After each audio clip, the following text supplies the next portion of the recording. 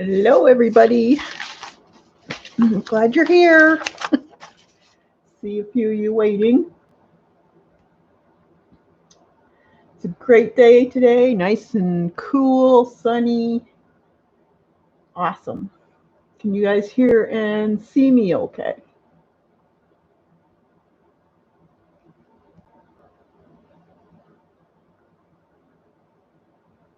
Hey, Gina. This is a live stream, so if you're watching the recording, you may want to skip ahead when I'm talking to people in chat. Today we will be doing, or I will be doing, some jelly plate, well, not jelly plate, jelly prints. I'm going to be showing you what you can do with them as far as sometimes you might get prints that you're not crazy about. Let me put something so it doesn't focus in and out. Hi, Joan. Hi. Eileen, hi.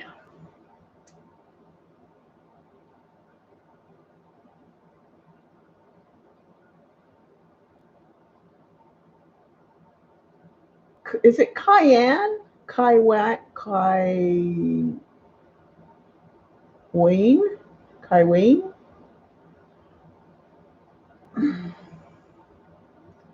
Or CN? Cat?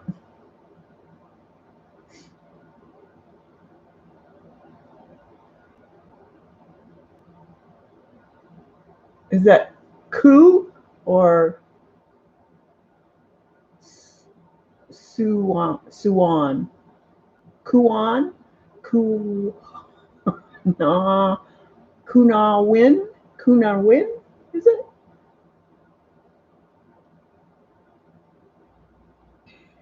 I'm terrible at pronouncing names. Sorry. Yes. Okay, thanks. Sorry if I didn't do it right. Hey, Nash. Dar. Who else? Good to see you.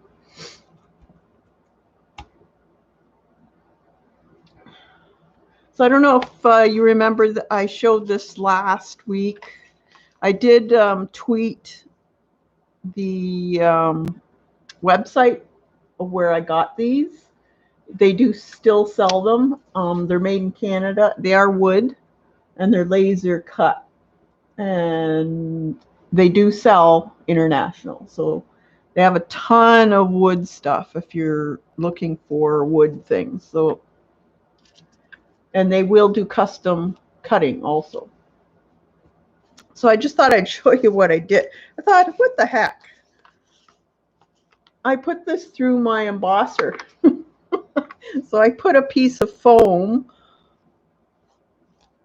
I put that on like that. Then I put a piece of foam down, and then I ran it through my embosser.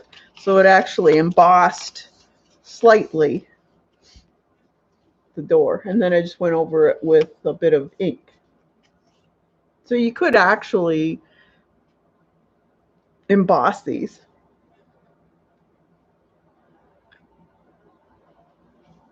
So if you wanted to do any kind of embossing with, like I got all kinds of gears, that type of thing. And I would imagine, this is just copy paper. So if you did it with watercolor paper, it probably would have come out a lot nicer.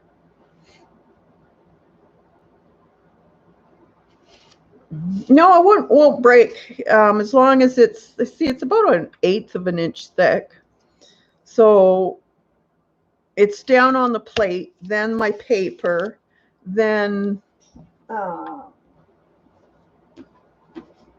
you know, one of the fun foam sheets. I put that on it, and then a plate on top of that. But it worked. And then I just cut it out. But yeah, I thought that was a kind of cool, actually. And it even gets the grain of the wood.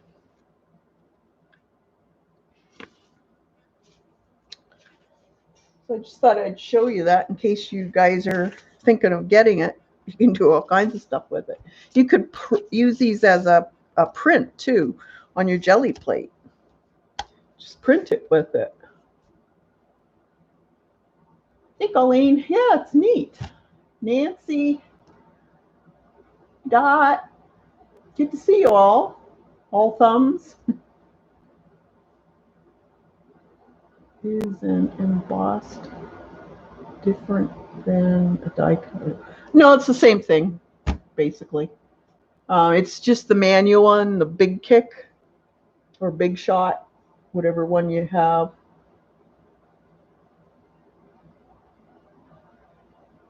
It just presses whatever. So you can use embossing folders on it or die cuts, either one.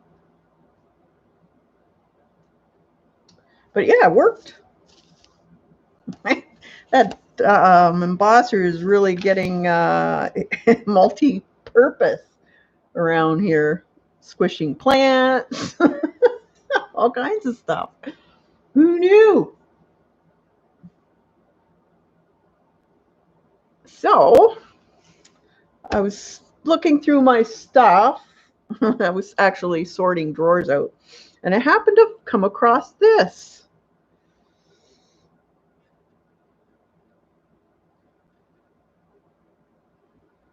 And it's, I believe I was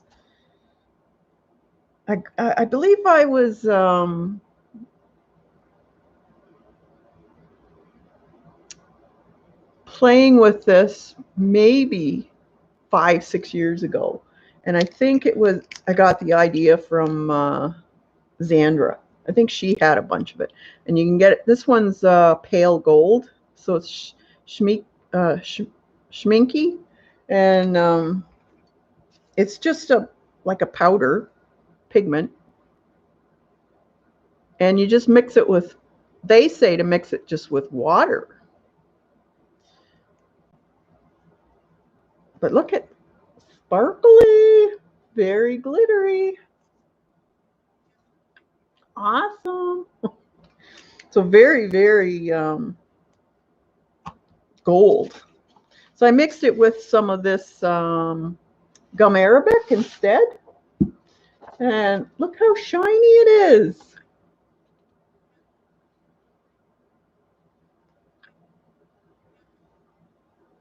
Water doesn't work. You've got some, Janet?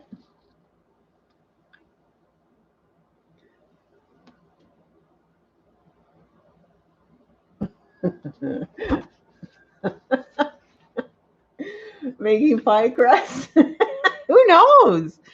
Who knows? Here's an idea. Phyllo pastry. It would be nice and thin. You could emboss it with something to give it a little extra touch. Oh, did you? So did you, Janet, did you use it with the gum arabic?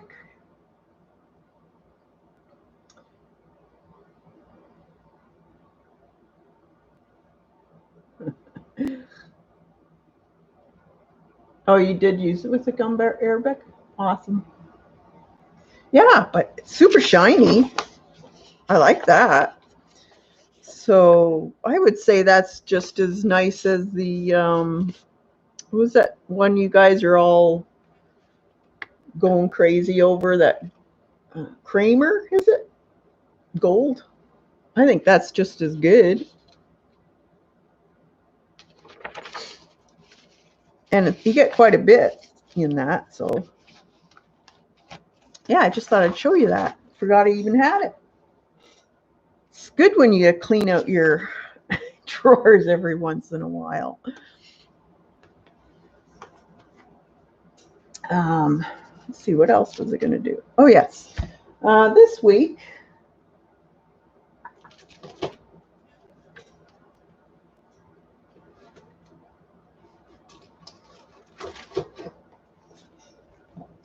I got doing more of my daily journal. So this is kind of like what Janet does, and Laura does, Jersey Crafter. And so I thought I better get to work doing mine. And I do a mix of watercolor, sketching, some stuff from magazines, whatever I can find, actually. And then I use up my washi tape because I have a ton of washi tape and I got to use it. So this is what I've done so far. And I just try to make something different each week. And I may not put, like, here's the 21st and there's the 30th. So I may not put some days in, and I'm fine with that. And I write all my stuff down in a separate book. So I'm not feeling bad about not putting it in this book right away. So when I have time, I can sit down and enjoy it instead of feeling rushed. And I don't want to feel rushed, because then you can think up better things when you're not rushed.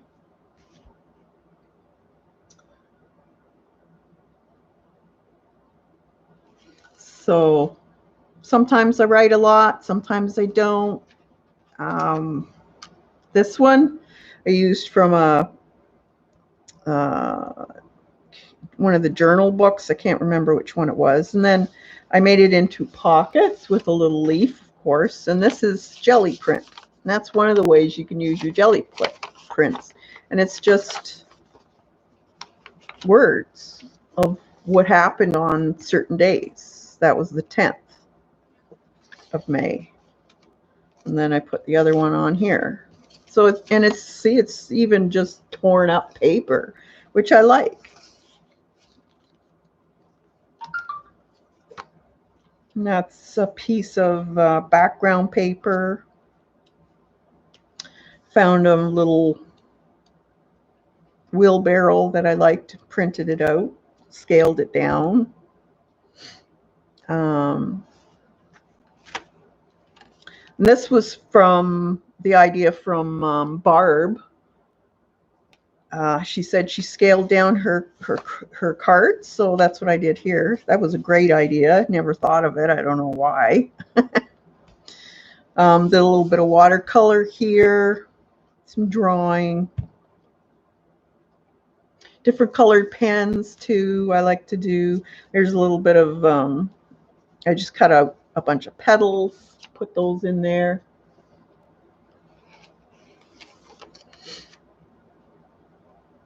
Different script from mostly magazines or newspapers. This is some letters I had in my scrapbook stuff. May as well use it up, right? Some rickrack.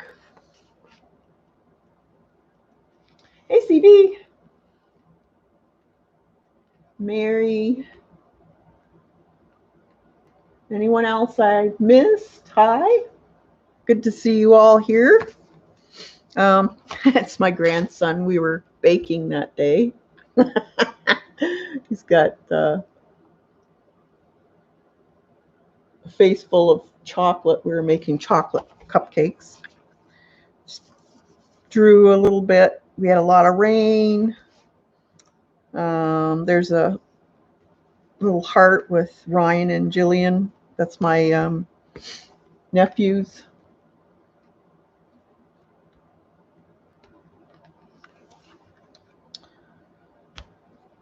About the day, it involved a prickly pear that my grandson touched, even though I told him numerous times not to, but he had to. He just had to do it. So he found out why I said not to. So it was a bit of an ordeal.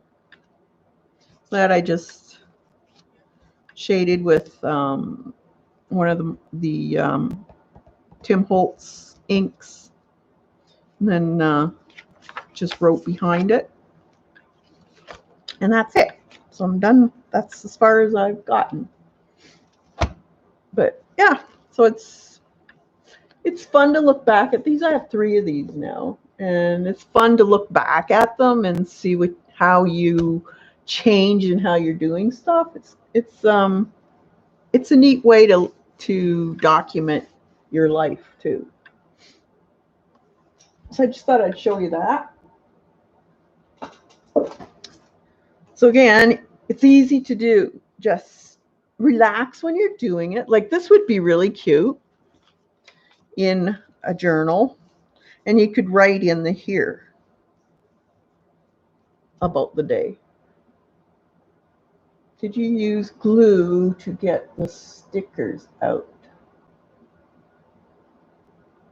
To get the stickers out? Oh, I used tape. I had to get tape and put it on. He got some on his arm and on his leg. I got tape and that pulled most of them out, and then I had to get some tweezers to pull the rest of them out. But yeah, he learned. Just gotta learn somehow, eh? Then I said, now do you know why I said not to touch that plant? Because yes, Grandma, I'm sorry.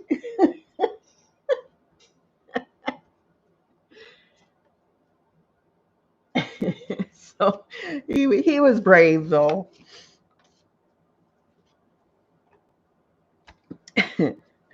So today I thought I would show you what I do with some of my jelly plate prints, because who doesn't have like hundreds of them? When we get rolling, it's just like you can't stop. You find these new ways of doing things. You might find a new combination of colors you like, so you want to do more, and you end up with a curbillion of them, and you're not sure what you're going to do with them. Some of them you don't like, and you can fix them. Instead of wasting them or throwing them out or using them as roll-offs, I'll show you how we can fix some of them. So this one here was one of those, what do you call it? Slap and drag of, I think it was inks, but I'm not sure. Let's try it. Let's see what's on here. Yeah, must be inks because it's not moving.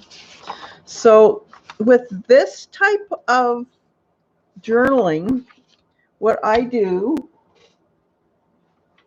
or what can be done, I got some books here I'll show you. Just bear with me.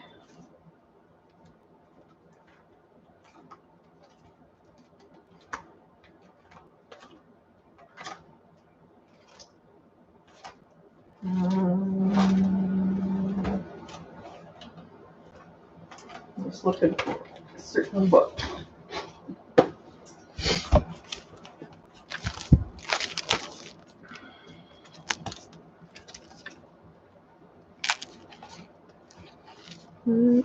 No.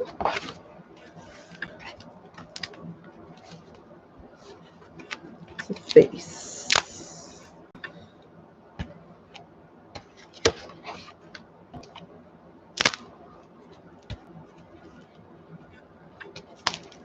No.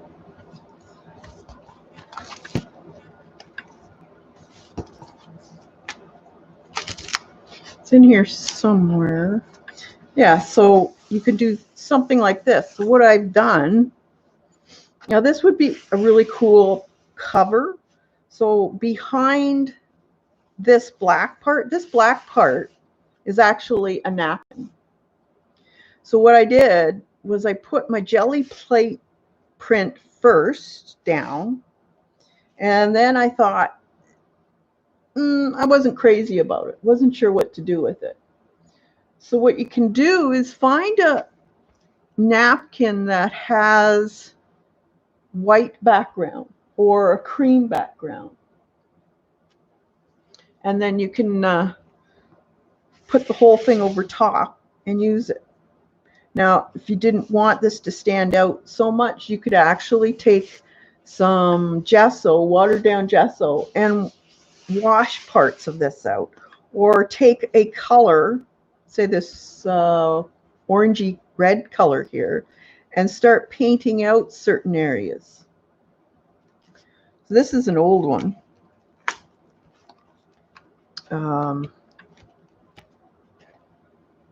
This was a jelly print behind here. Now you probably can't see it very well. You can just barely see behind. There's a print. So I use this to paint over top of with this face. So I use the blue to cover parts of it. This is another one. So I jelly printed the background of this. So you can see bits of the flowers. There's some pink and stuff in it. And then I just lightly did the shadow effects of the face on it. And this part here is actually a napkin.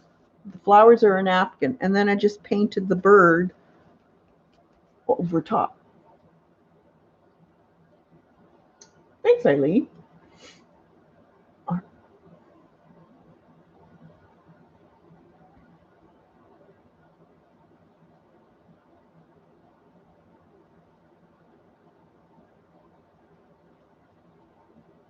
I'm just reading chat for a minute.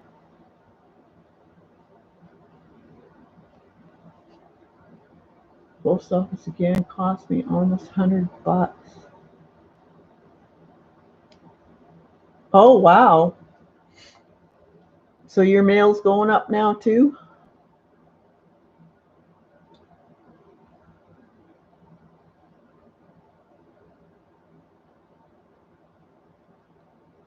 Hi, Debbie, Elaine.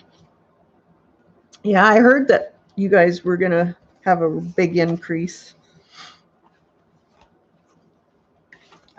Here's another bits and pieces of jelly prints. Here's another one, jelly print, and I painted over top of it. Oh, here's a cool one. This is a jelly print, and I saw these ears and this dog face in the but actually when I put the nose in, originally it was two dogs looking at each other, and then I just made it one really wide looking dog. But you can sometimes find faces or whatever inside your jelly prints.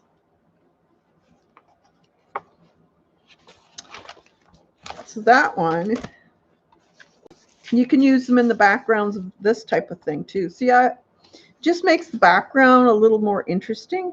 This here was actually a jelly print. What's that stuff called? Granditic, I think it's called. And so I used it as the coral for this underwater scene.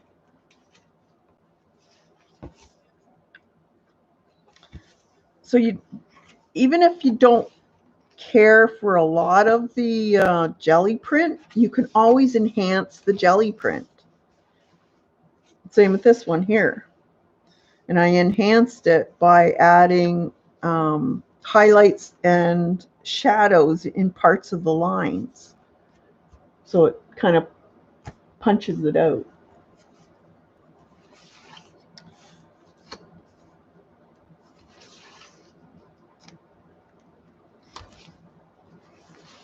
I think that's it for in here.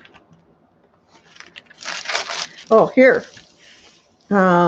This was done last year. So this was I believe it was, yeah, it was online.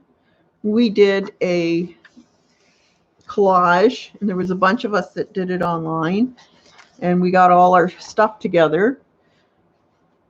and we jelly plated according to the colors we would use. But you can, most people can sort through their jelly prints and always find some color that you can use. So this is another way of using your jelly prints is do collage. This is piecing. I believe Colleen and Kathy and Lena, and there was a few of us that did it. You did the apple, yeah. And Janet, you did it too. It was so much fun. I loved it. It's a lot of work, but it's a great thing to, and you did it too, Stevie? Awesome. But I really liked it. It was fun.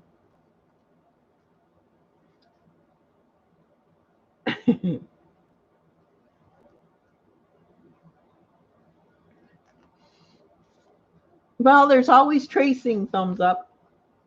And there's nothing wrong with tracing. A lot of artists trace just to save time. So, you know, if you got some kind of subject you want to do and you're not doing it because you can't draw it, take a photograph of it, print it out, and trace it. There's nothing wrong with doing that.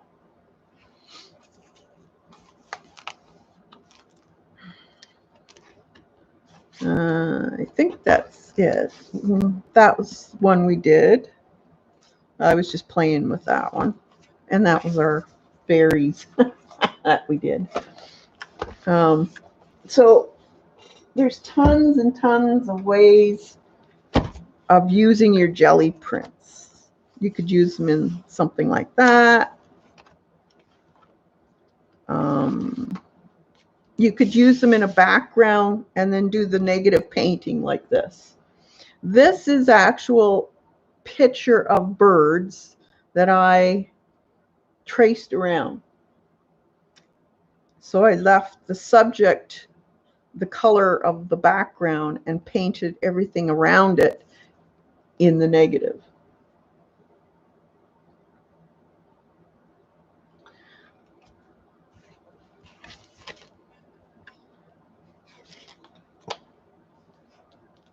And that was some jelly prints in back here.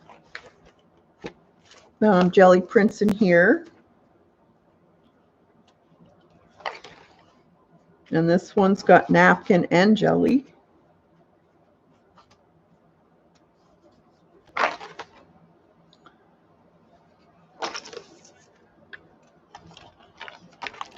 This is a jelly print, this dress here. So I took it, tore it to the shape of how I wanted it to go on her. And then I enhanced it with highlights and lowlights. You can see here by just putting a very light glazing of a darker color over it to give it a dimension.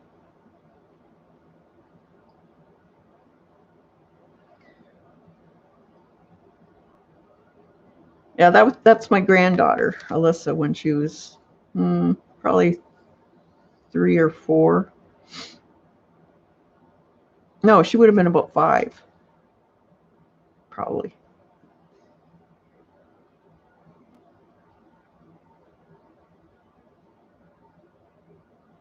Thanks, guys. Yeah, I like that one. It was fun to do.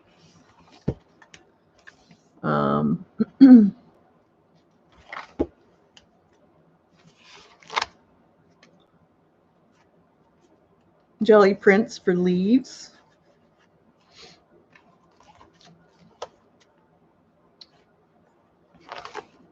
Oh, this is actually Christmas wrap I used for a shirt. There's some, I think that's just paint I used in there. And that's about it for that. Oh, there's some more dendritic on tissue, so you could see through the tissue. But that's a jelly print.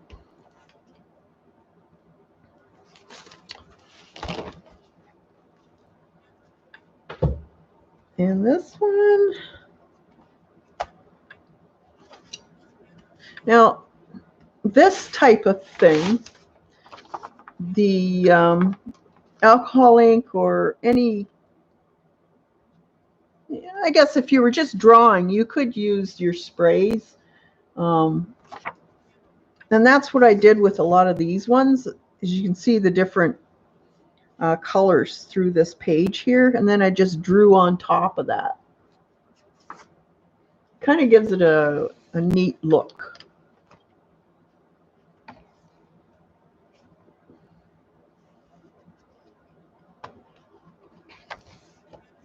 See, just splashes of, I think that was Lindy's, and then I just colored penciled on it. This I used a bunch of Lindy's. This is a bunch of leaves and the silk flowers or whatever you want. A bit of pencil, some real skeleton leaves, some jewels, pencil crayon.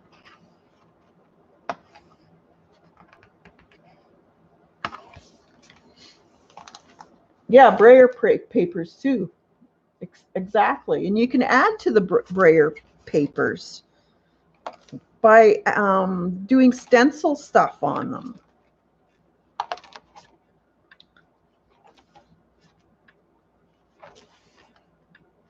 Cutting up different things.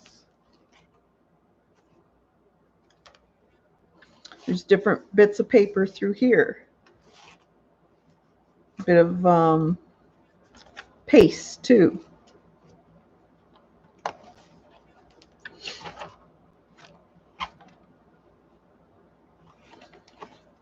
There's some more jelly papers here. A little bit of paste, and then you just paint or draw whatever you want.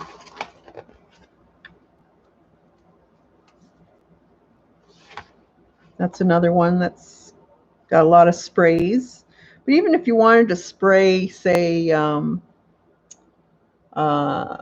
tissue paper, that would be really cool.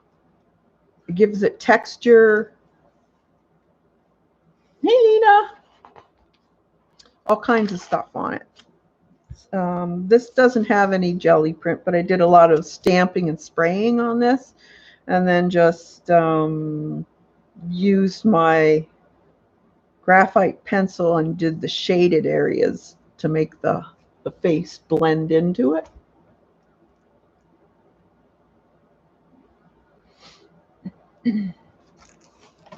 So there's many ways of doing improving or using your jelly plates. Like this one, I would probably do a portrait or an animal on this, and then use the colors that are already on here to add anything that I drew on it as the shadows or highlights. Hey, Jan.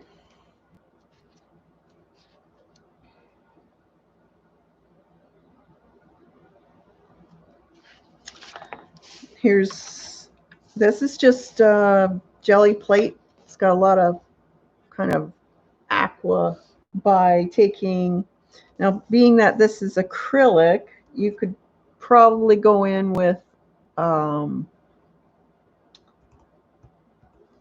this is kind of shiny, so your pencil crayon wouldn't work, so you'd probably have to take a glaze.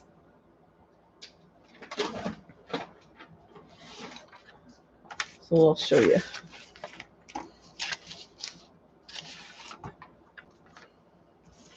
So if I take some, oh here, some shading gray. No, I think I need black.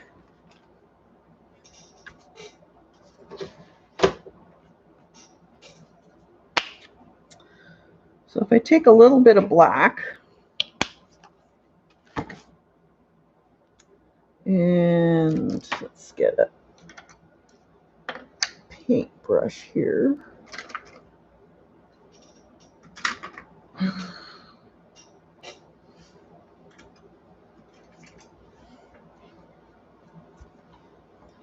My flat brush and add pigment to it, the black. then you could go around certain areas and darken. Like maybe I'd want this to look more shaded. Can you see that? Here, let me bring you in so you can see what I'm doing.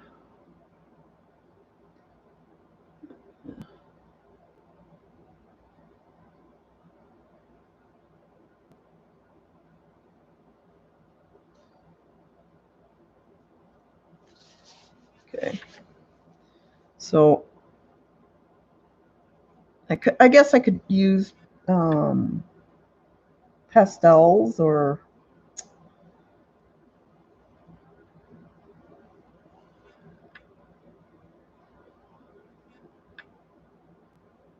so you just want to enhance what's already there.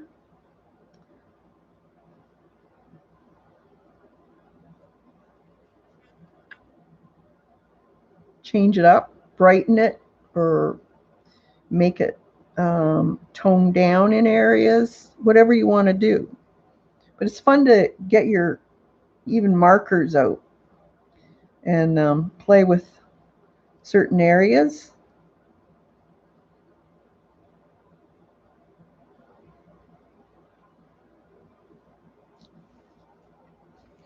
Because it gives it depth then. Because a lot of times your jelly plates don't have much depth in them. So when you do this, it gives it depth.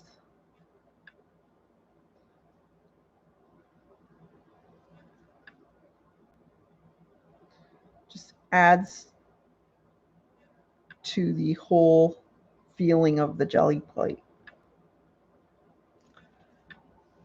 You see how it's kind of coming out now?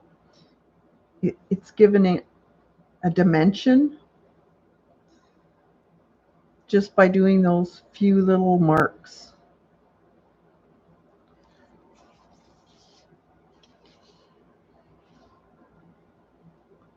So it looks like they're holes now.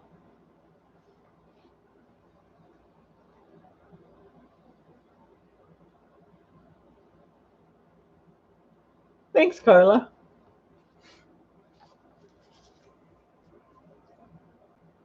And I really like doing this to different plates. Now you could do it without drawing anything on it, or you could wait till you draw on them and then add to them.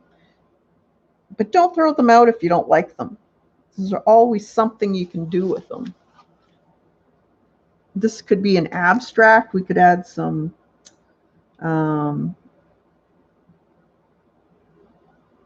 paste to it. That would look cool. And with your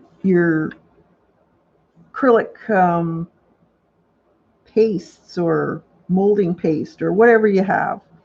I even use heavy gel medium and just color it.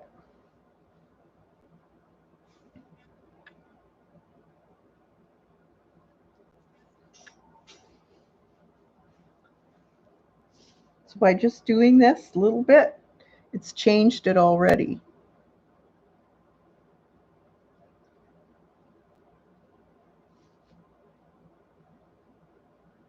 So a lot of times when you do jelly plates, it kind of starts to look busy and your eye doesn't have a fixed route through that jelly print. So when you do stuff like this, it gives it a way to look through the painting. And that's one of the things you have to learn when you're doing art is composition. And that's part of composition. Yeah, there you go, Jan. Yeah. Now we could, this part here, we could take the black again and just wash it back a bit so it recedes.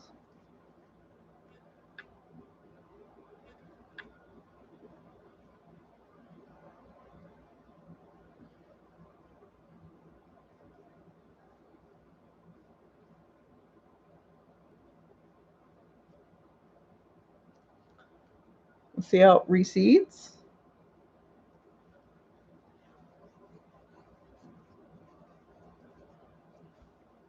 So you just put it back a bit. And I could take paint markers. You got paint markers. They're great playing with this stuff. Let's see. I have a white one here. Black. Put them all.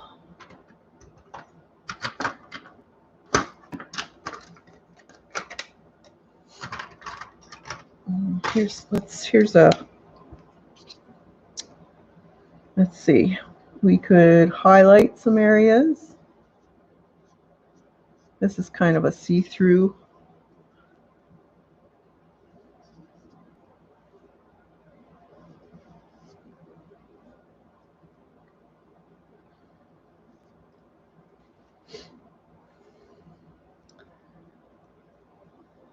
Maybe we want this brighter as a highlight.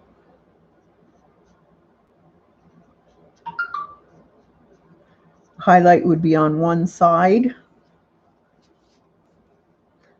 So that's the only thing for highlights and shadows. You have to remember to put them on the same side on that entire piece, because that's how shadows and highlights work.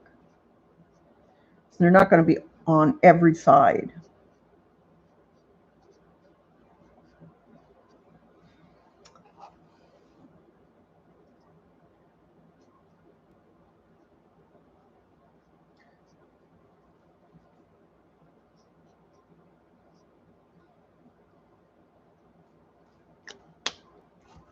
See? So you make it a little more highlighted or shadowed or whatever you want to do. So it's giving it depth, and it's more attractive if you can put a little of that in, even just little areas around wherever your focal point is.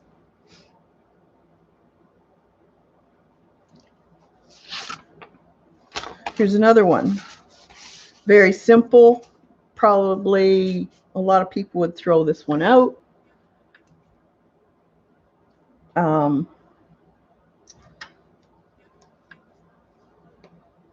We could take shadowed areas in this one, maybe it'd be in here.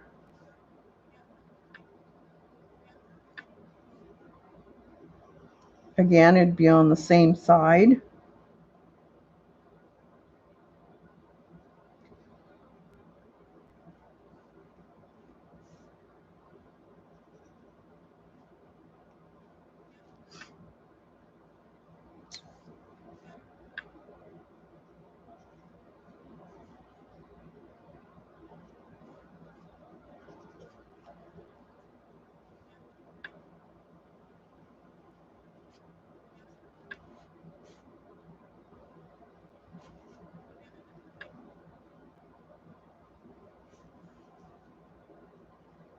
Where else?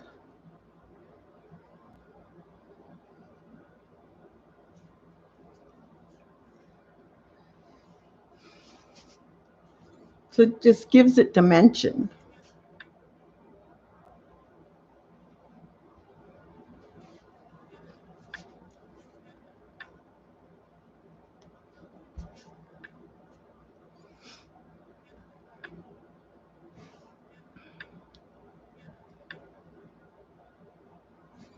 You could doodle in them. You could add more stencil work on top too. It's really up to you. Like, just play with them. So get a bunch of the ones that you're not crazy about and play with them. This one here, I don't know what I would do with this one. So maybe let's get some white.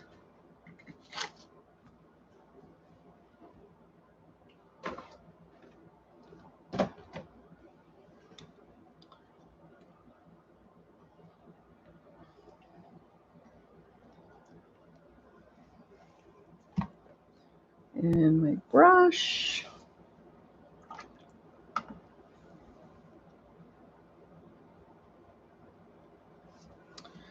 From the white area, maybe I could start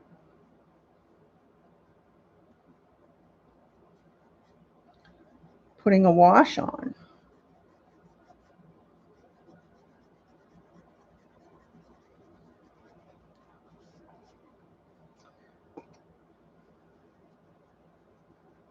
Just in certain areas.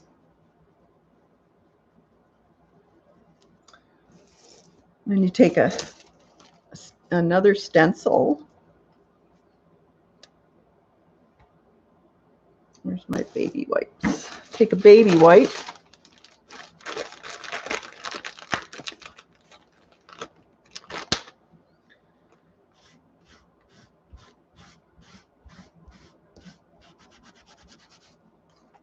And you just lift it up.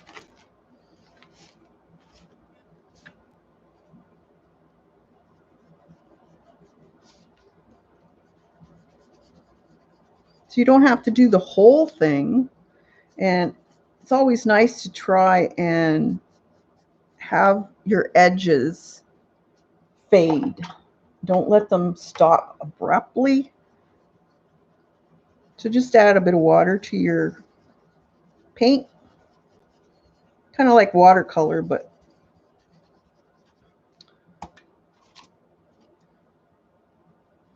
so add another. Just take out certain areas.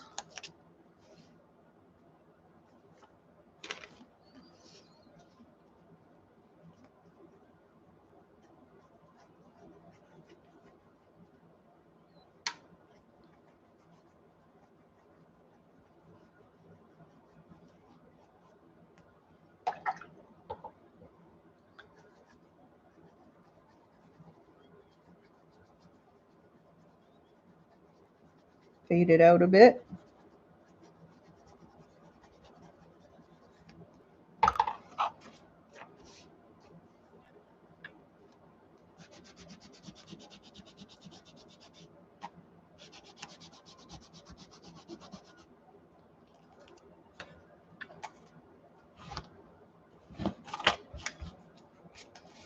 And then it's not as busy looking. I've kind of pushed it back a bit.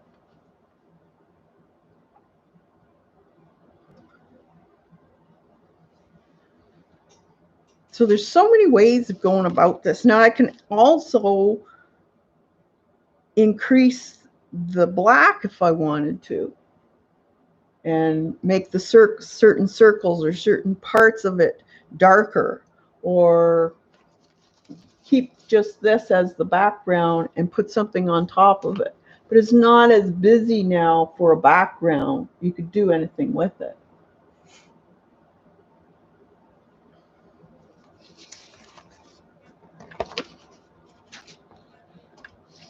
So the same thing here. We could maybe enhance some of the backgrounds here. So maybe I would want to take a blue. Let's try the fiber pastel. Let's try and see. Yeah, it's not bad. This could be a shaded area.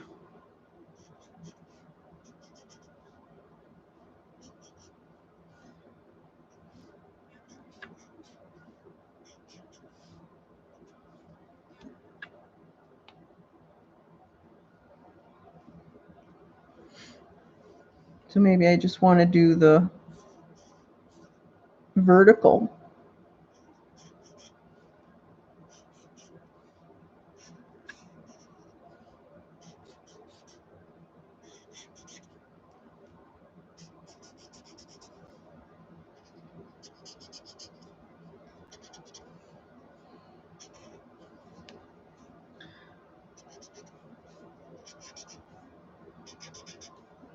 So you just kind of have to play with it. Doing this is kind of like doodling to me.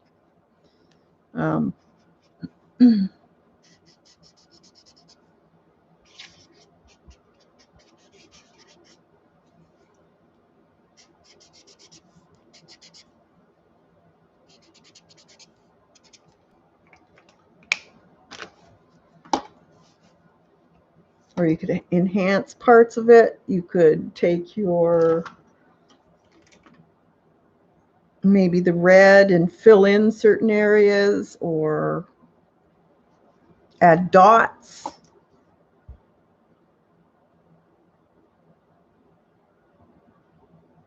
Yeah, it's give it a three-dimensional look. Let's see, marker.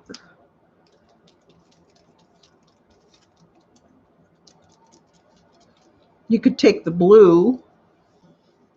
I don't know if this would work with, let's see, some blue paint marker.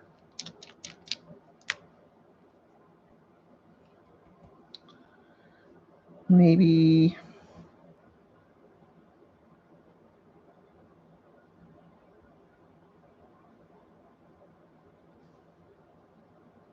make one side darker.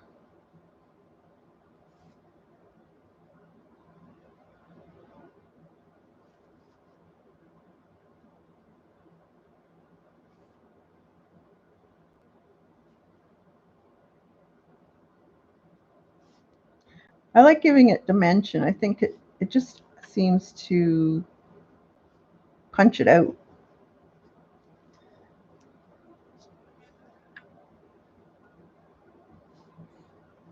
Some of these stencils too would make great doodling things.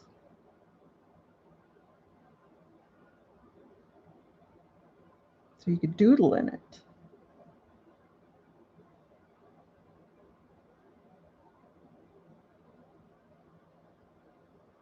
You just wanted something to doodle on, get some of these out. Get a paint marker. Best not to use your alcohol markers on acrylic because it will wreck your pens.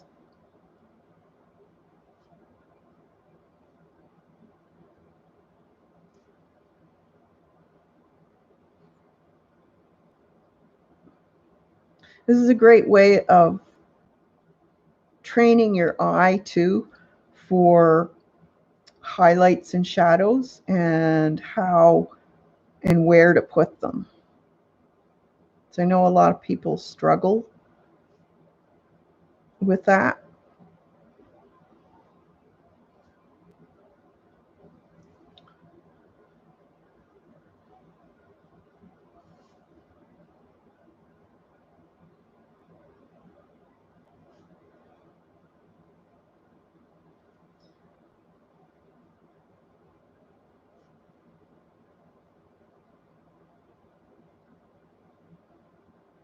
Now you could just doodle a few of these, or you could do the whole works if you wanted to. It's whatever you want to do.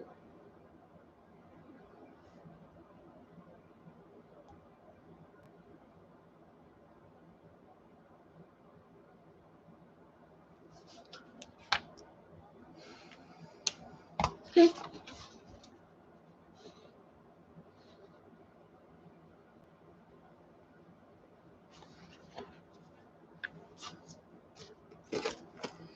This one I did with different drying times on the jelly plate. So it actually made a complete background. So you can do them this way too, where you use your stencils as stamps as well as masks.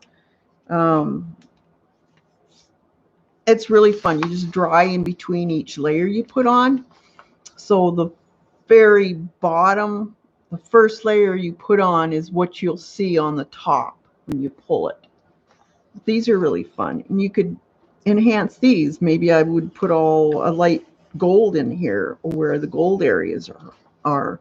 Or maybe just do the outside edge kind of with some ink to make it old and aged looking. You could do these, I think these are supposed to be leaves. It was a leaf stencil. You could make your highlights and shadows on those so that they look more realistic. You could just put a pen on it and start drawing stuff on it. You could white out areas and do a drawing over top of it.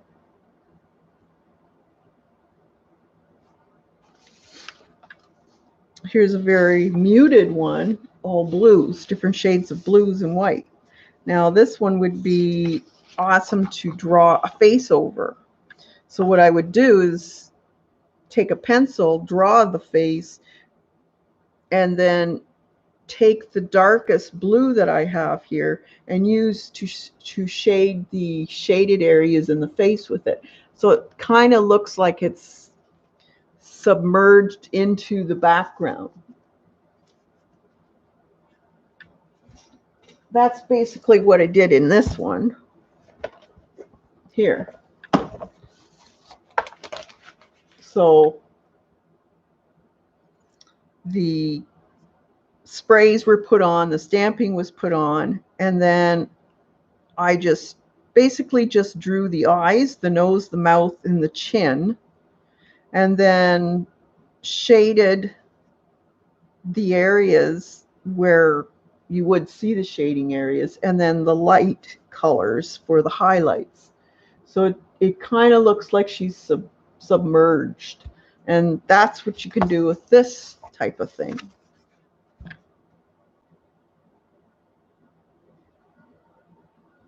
Can someone summarize what pens do and do not work over acrylic paint? Mod Podge. Any paint, any marker that has an alcohol base or like a felt tip marker, like even your watercolor markers, alcohol markers, they eventually will get clogged with acrylic that comes off of the paint, and it'll ruin the marker. The best thing to use are paint markers. So there's all kinds of paint markers. It'll say acrylic paint marker on it. Sharpie has a bunch. This is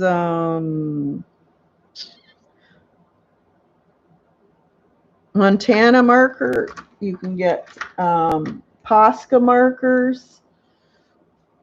Anything that says paint marker will work on this. Bic Biro pens will work on this. Some pens. They usually have to be a 7. 0.7, I think it is, for them to write on it.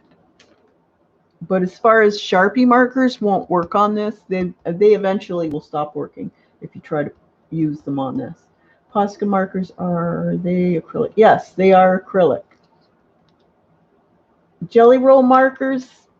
Yeah, I have used jelly roll markers. They're not too bad. The trick with jelly roll markers is not to press.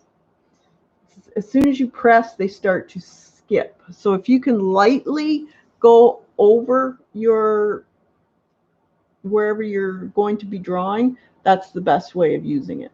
But yes, they will work because they don't have a felt, so they're less likely to pick up any of the acrylic off of the sheet.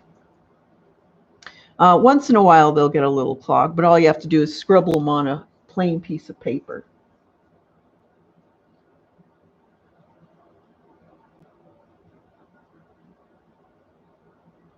The Pitt pens will work, but they will eventually get clogged too, Lena. So you have to really make sure you wipe them off on a piece of paper or something, because eventually they do get clogged too. It's all right if you're lightly going over something and then you're brushing it like Debbie does, but you do have to watch that it doesn't get filled up with the acrylic off of the page. Oh, you're welcome. That's what I'm here for. Help you guys out with whatever you want to know.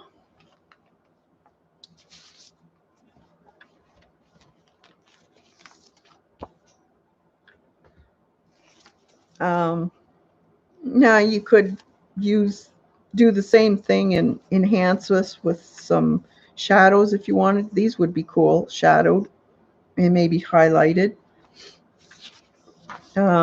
Something like this, you probably wouldn't know what to do with. This I would probably take, again, maybe, let's see, here's a dot stencil. So I might go in with some, I just use these cheapy dollar store makeup sponges.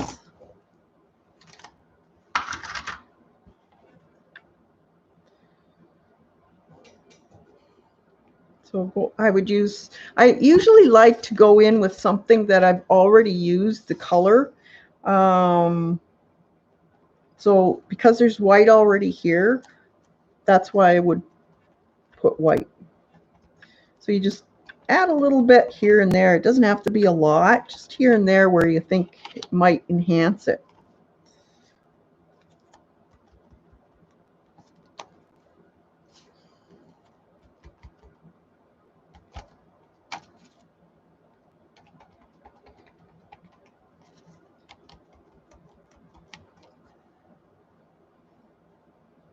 Now, because this one's only got like 2 colors to it, I don't really consider white a color. It's a tone.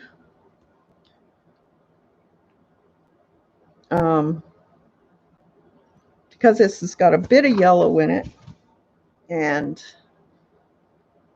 it's kind of a brownish gold shade. Black or gray would look nice with it. Let's put a little bit of gray. I'm going to mix some black and some white together. And I also like to pay attention to the size of stencil I'm using. For me, I like to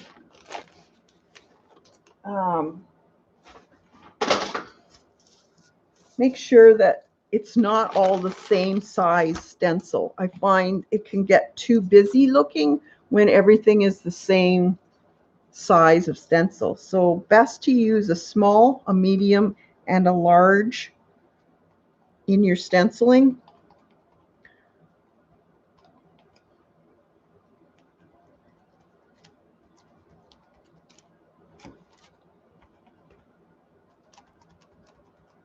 And I don't use the whole stencil either. I like just bits.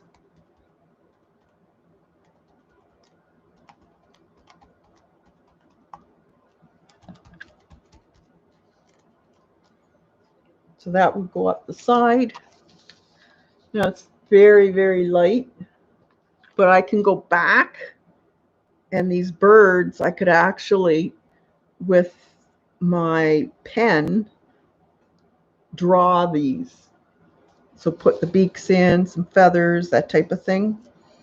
Or you could leave it like that as a background because it doesn't stick out too much depending on what your background's going to be.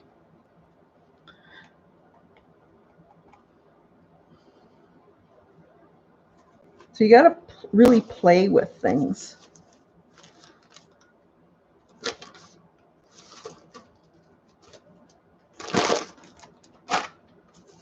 Let's see.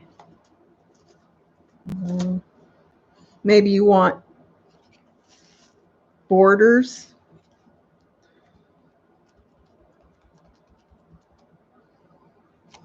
You could put borders on your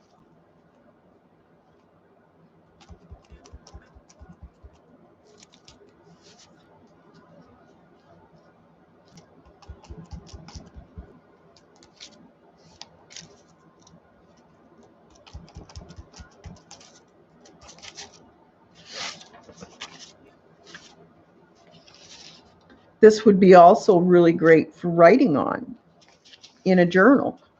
So you could keep this for your daily journal, or maybe you're doing nature journal. So it's already got the birds on it. This looks like scales. So then you could add pictures to it.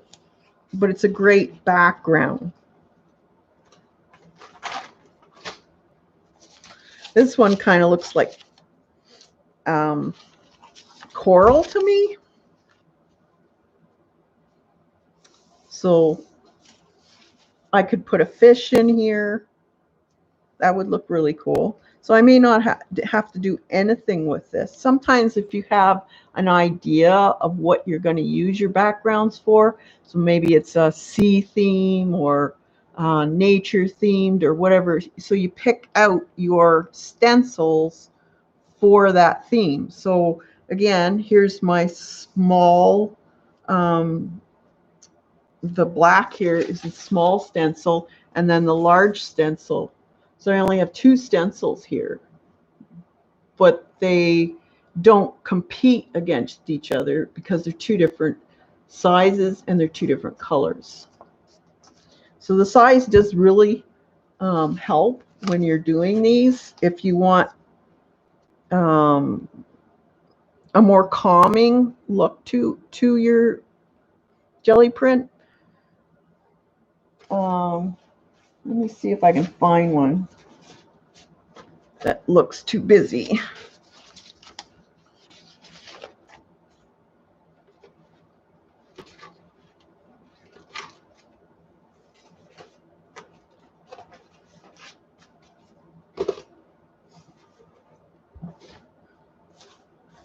And I have a lot.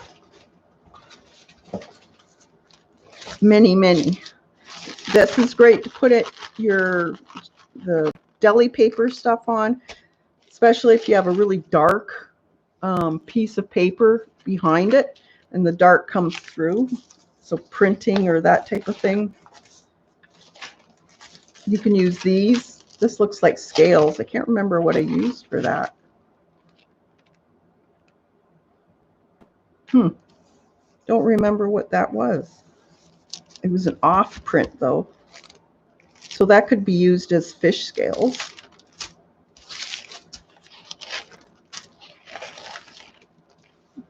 Oh, that's what it was. Ah, yes. I remember now. You take your stencil. I'll show you. This is cool. I don't remember where I saw it, but you take your stencil, put it down. This isn't even jelly printing. This is just get some more paint here.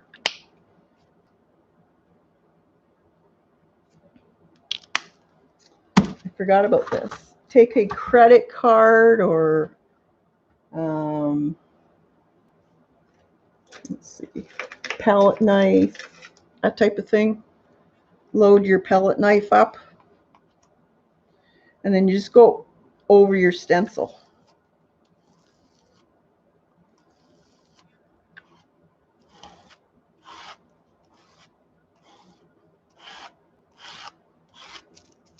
And it prints your stencil.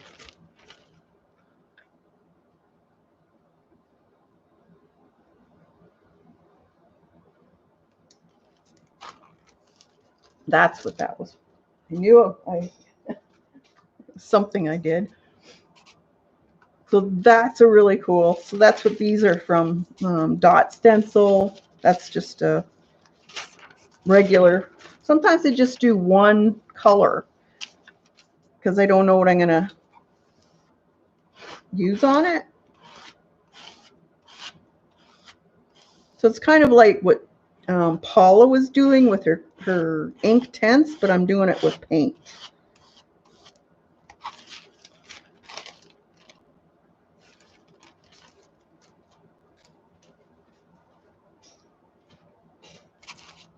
And any stencil will do. You could do it with any of your texture plates. You could use anything really that's got a texture to it. So anything like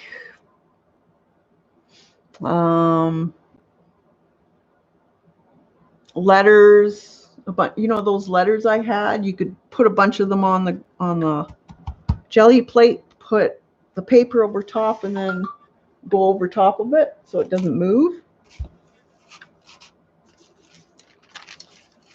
So here's some more. See, these are really great for, let's see, what do I have? I'm seeing if I have a,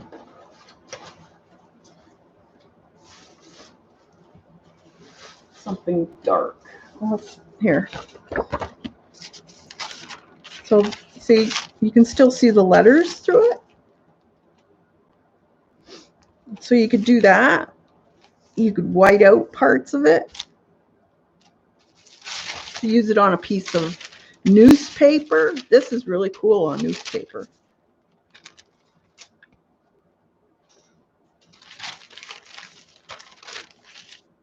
This is a roll-off, but I like it. It's really neat.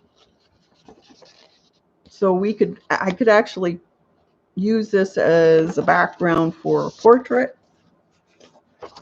This was Pan Pastels, which I had Pan Pastel stuck on my plate for weeks. It's very hard to get off. So when you put it on, it doesn't look like you've actually put any on, but believe me, you have. Don't put any more on. A very light coating is sufficient enough. I don't know how many prints did I get, Eileen, of the red coming through. Like this is one of them. So you can see the red here. So that was like, I don't know how many pulls I got. So that was this one. I think this was the first one. And then there's those two. And here's another one that still had the red in it. Another one with the red.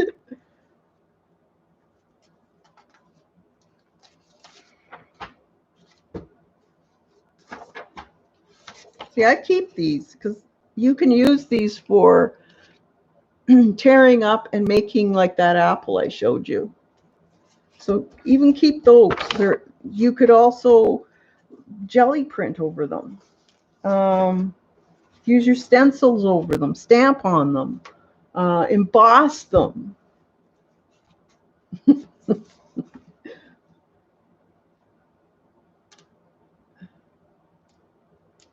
What did Tori say?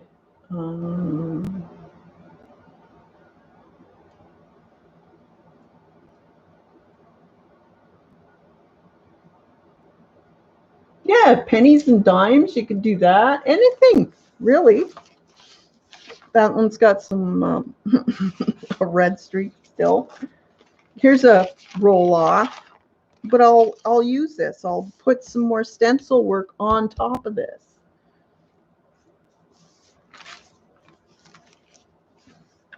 That's the jelly plate stuff, or the deli paper, or I even use the paper from the backs of napkins. Work really well too. So here's one here.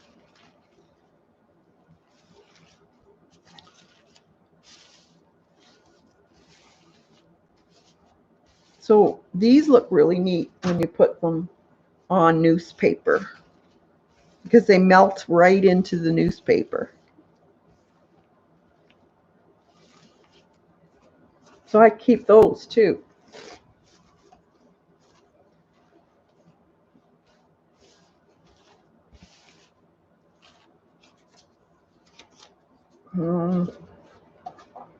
This is the shaving cream stuff that we did. Still smells nice. They're fun if you like doing that. They feel like leather too. They really feel like leather.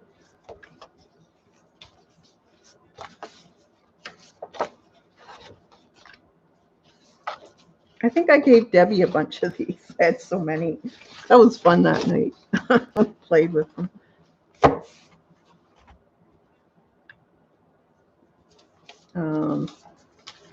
Tyvek is another thing you can jelly plate on, and then you can heat it up, and it bubbles and cracks and makes really neat rocks for paintings.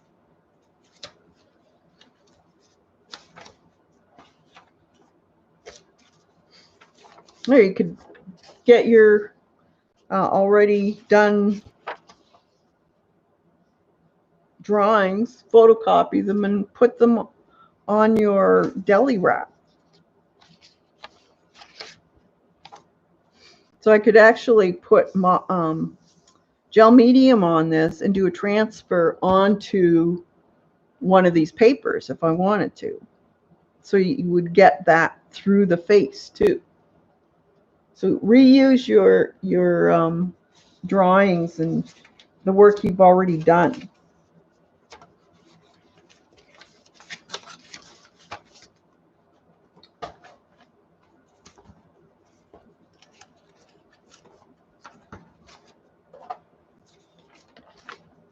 There's a real busy one. I would probably tone that down or enhance parts to make it more dimensional looking.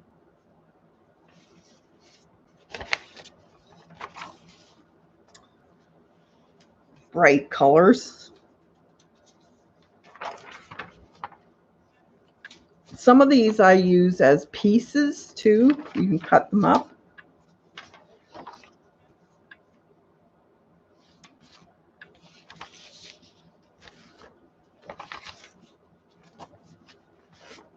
Let's see, here's a good, see this one here? The width of the stencil is basically the same in all of them that I used on this one. Oh, sorry. I'm out of, better take you out a little bit.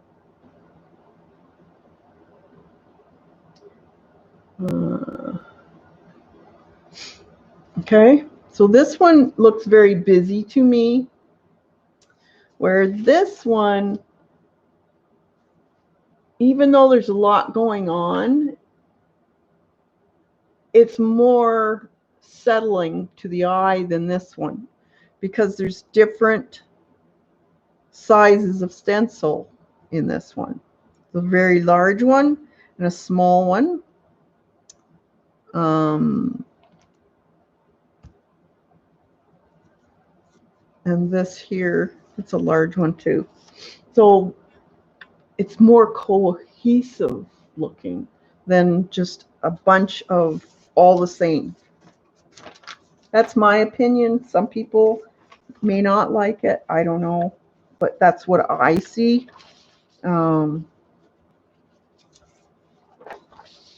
This is really neat too. This is done with just numbers, but the numbers are positioned in a different way, and I used artist grade paint, which is transparent. So wherever they overlap, you'll get another color. That's really fun to do. We should do those again. They were fun. See, look at this. All the same. It's very, very chaotic looking. Same with that one.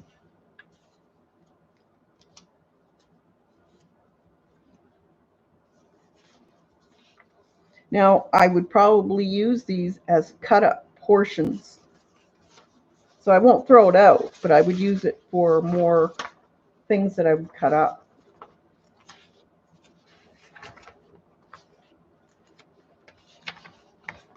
That was the, what do you call it? Neon colors. I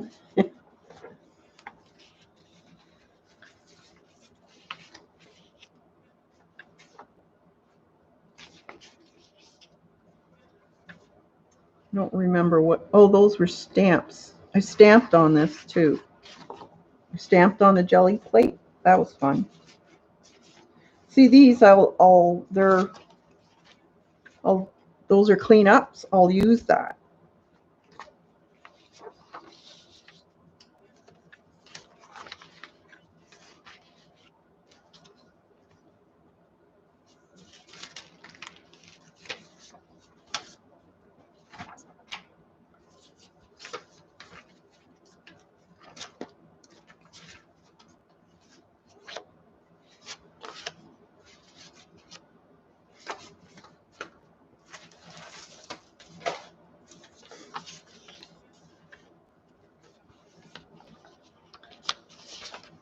So a lot of times it's just a few stencils and a few colors.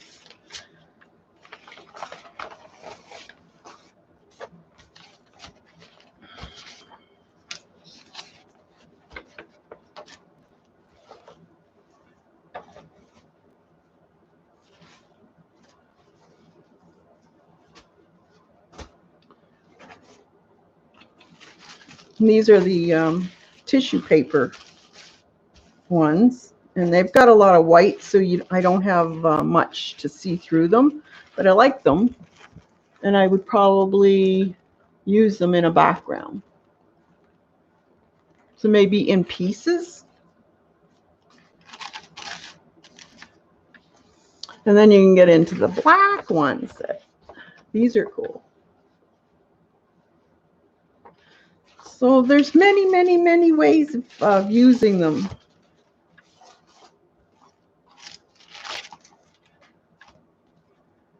So then, let's see.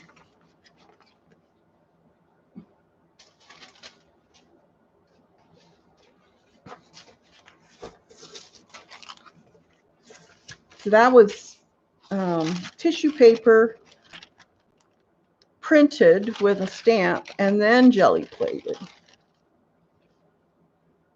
So I just used the same stamp over and over and over again.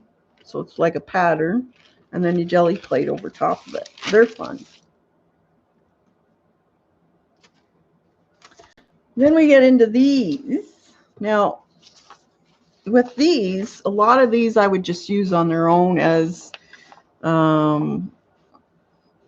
either a background or just as a on their own, actually, because they are gorgeous.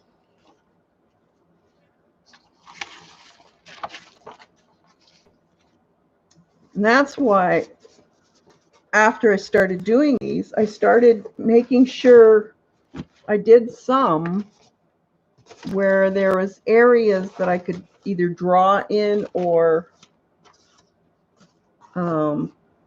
add something to, so it didn't destroy the composition too much. I'll show you.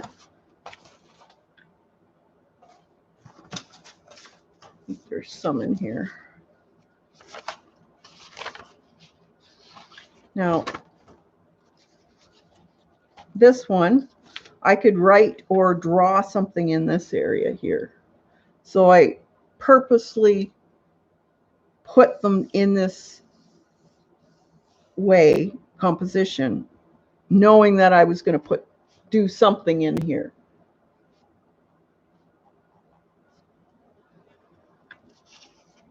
Now I can enhance these by shadowing parts of the leaves for like a shadowed area, the under part of the leaf, or where it overlaps one another. You could shadow areas. Like you can add shadowing and highlights to these too. These I think are cool. They're just the takeoff of the paint that was around the leaves. But I think these would be really neat. Even just look at them. This to me looks like a fairy. So there's her nose, her chin, her boobs, and she's holding a satchel of something. She's standing on a leaf. So you could actually draw that in if you wanted to. Some of these you can see things in.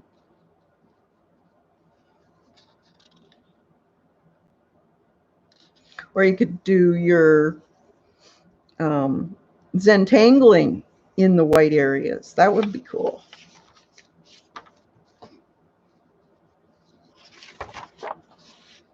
Again, you could highlight and make some areas darker. So just find the same brown color here and just do a glazing over top. Same with this one. See, this one's a little messed up because of the white. But you could actually paint out that white with a glaze. Let's see.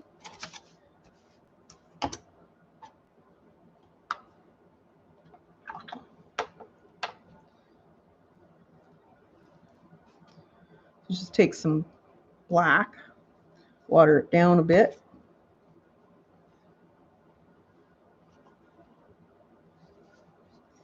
And then just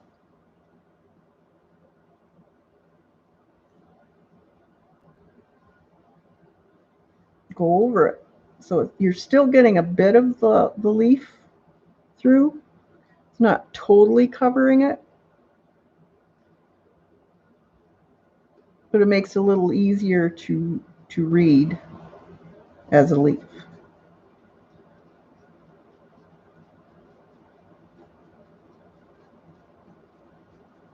So it won't go to waste then.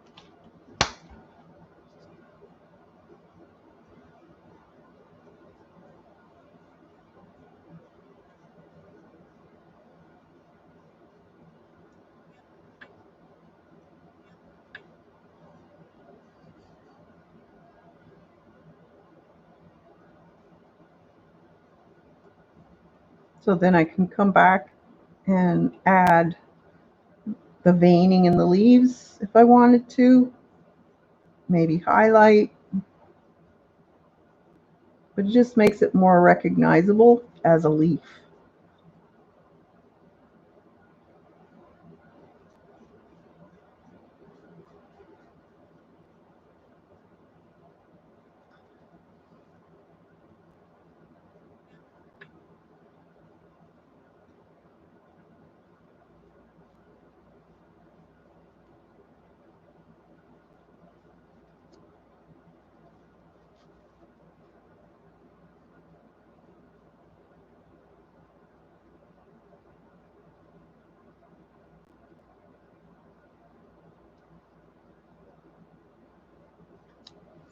There.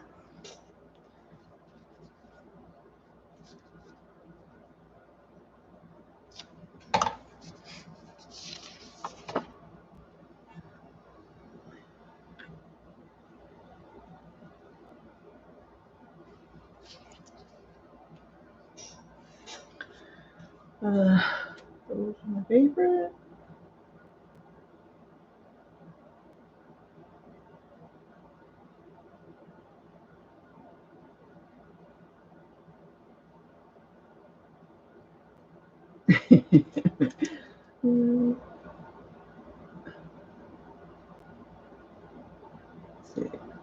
Are you so bright? I would have dared to touch it. Hey, why not? Makes it more recognizable that way. You can always make another one. And if you're scared of messing it up, take a photocopy. Then spray the photocopy with a fixative and then paint on the photocopy.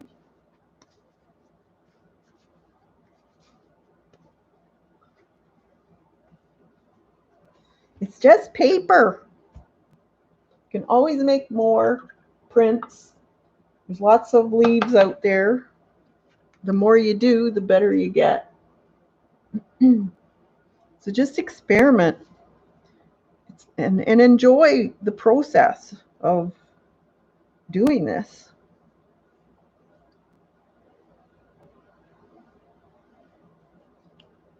With some shadowed areas.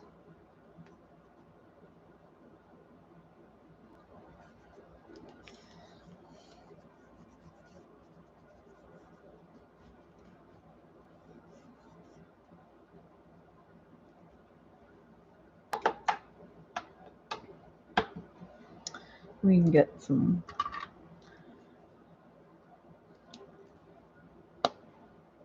some white.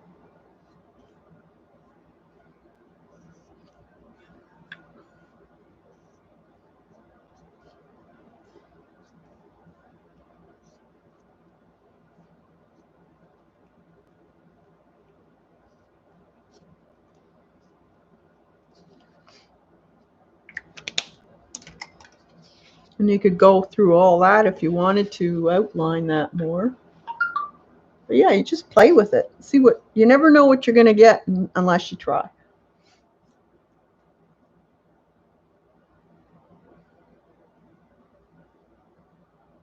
Thanks, Riri. So play with those. Here's another one that's kind of a dud. So I could go over top of this, again, outline. I could, instead of making this exactly the way it is, maybe I might put, this is kind of a copper color. So copper looks nice with an aqua shade. So you could make maybe aqua colored flowers instead. You could use a stencil on it. Try something different.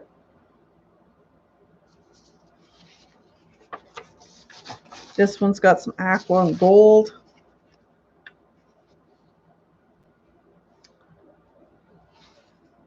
Maybe I would darken the areas around here to bring out the flowers a little bit more, or the leaves, because they're not quite coming out yet. Let's see. A little bit of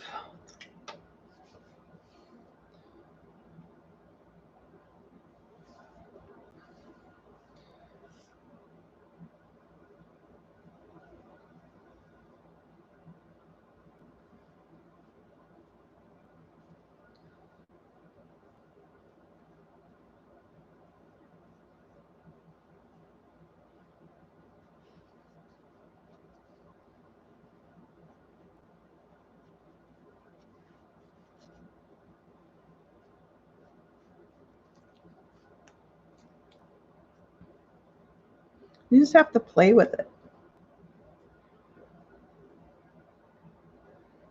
Make this more pronounced.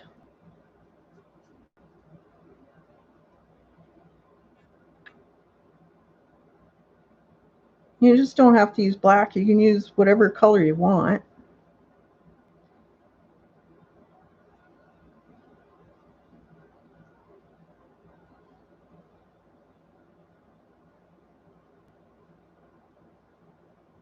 It's kind of like negative painting in a way.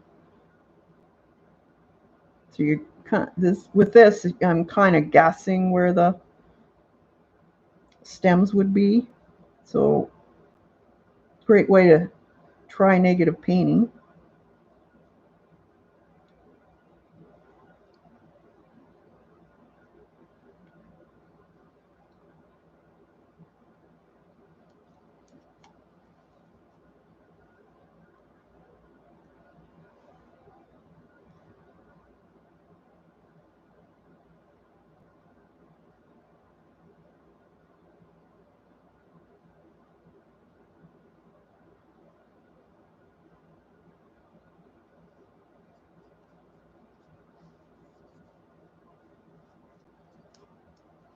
So it's just a very slight bit of color, not a lot,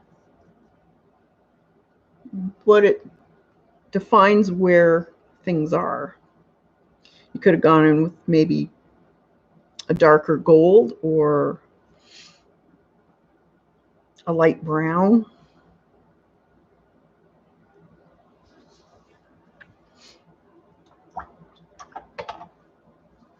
Or maybe I would just do something totally different. Maybe I would take the blue gray that's in these leaves. Maybe I would use that and go over the areas that I don't like with a stencil. Or maybe take the gold and take out that altogether.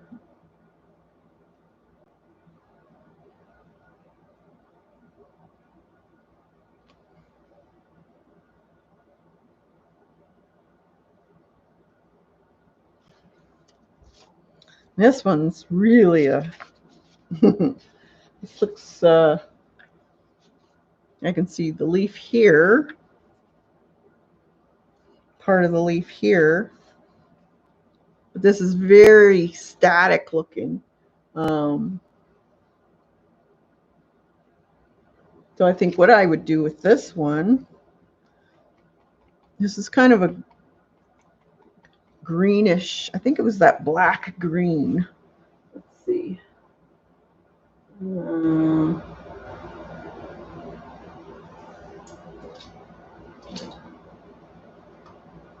Yeah, I got some black green here.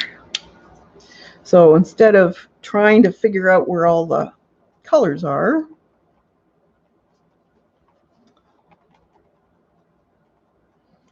I think I would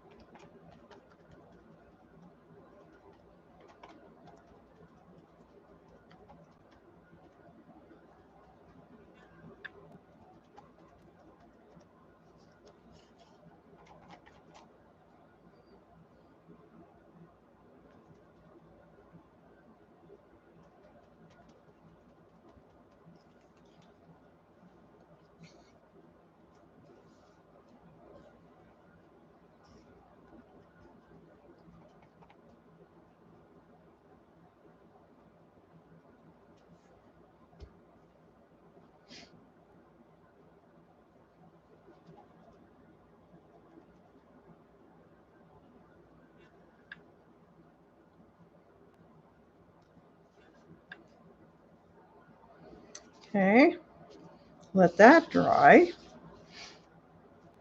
So then I could take a white and outline parts of the leaf.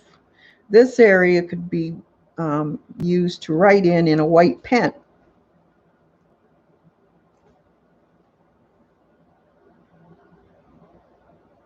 Or I could take a stencil of flowers or something and actually stencil something in there if I wanted to, or actually paint something.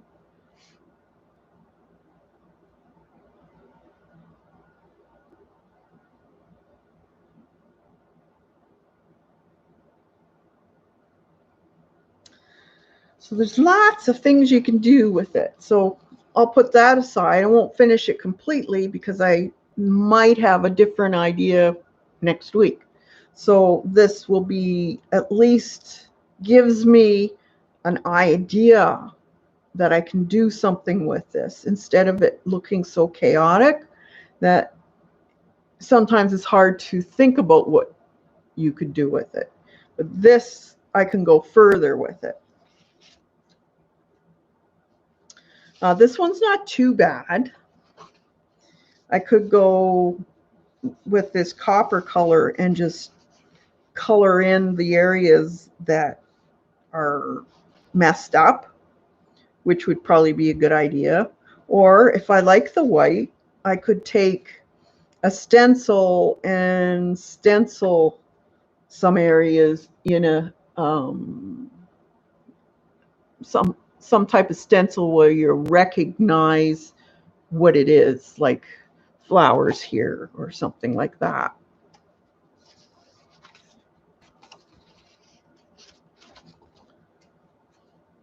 This one's kind of hard to recognize, but I could take a white pen, or let's see if I can use this white. Yeah. So I could just enhance this with a white pencil.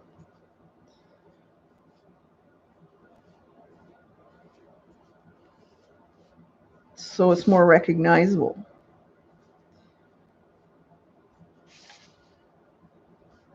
And then it could be used for this area up here, could have a face in it, or you could wash out this area with black or white and write in it.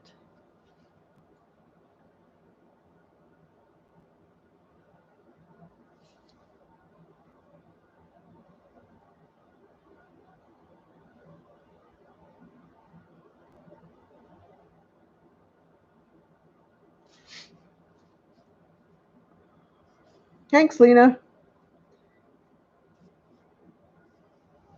for being a good mod.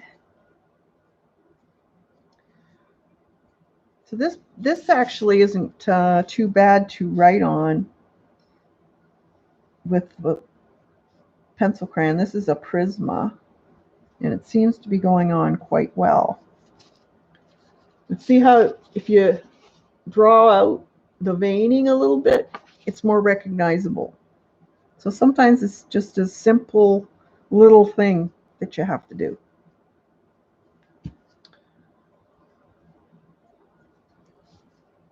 So you could, I could paint out parts of all the other areas. Could be like a foggy look to it where you're only seeing bits and pieces of it. That would be kind of cool. So you just have to play with it. See what you can do. Try and think outside the box. And to do that, you have to try things. So don't be scared not to try. Sometimes it will be a colossal disaster, but you learned something. That's the way I always look at it. You won't become a great artist or a better artist unless you try things and fail at things and learn what to do and what not to do.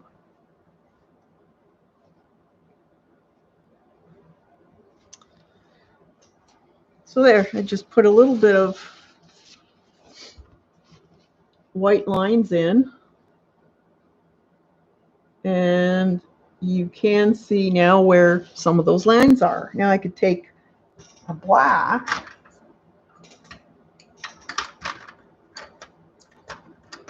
let's see, I should have a black.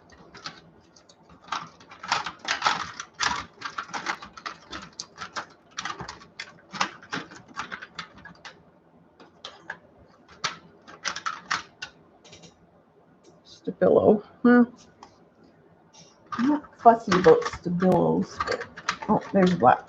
Okay, no, that's not it either. No.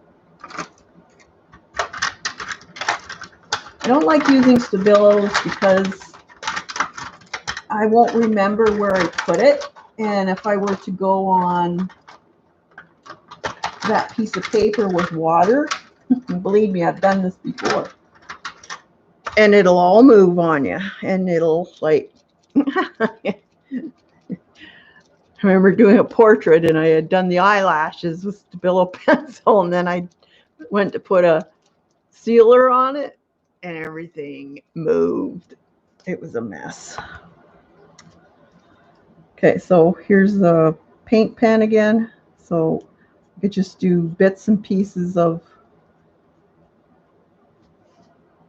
the outline of this leaf to show where it is. I won't do the whole thing and outline it, but just an indication of where it is. Maybe some where the veining is. Give it a little bit more depth.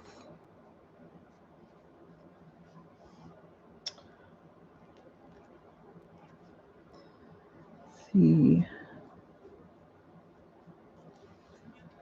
There.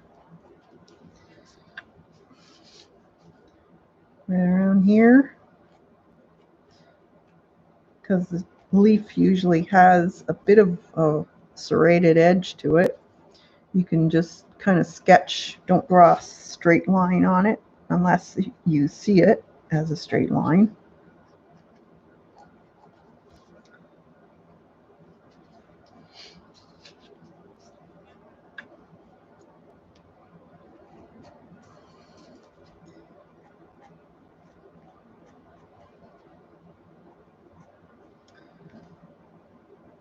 So when you do little bits and pieces like this, your eye tends to go to that and it rests. Before it looked very chaotic, you weren't sure what it was, but now you can tell what it is.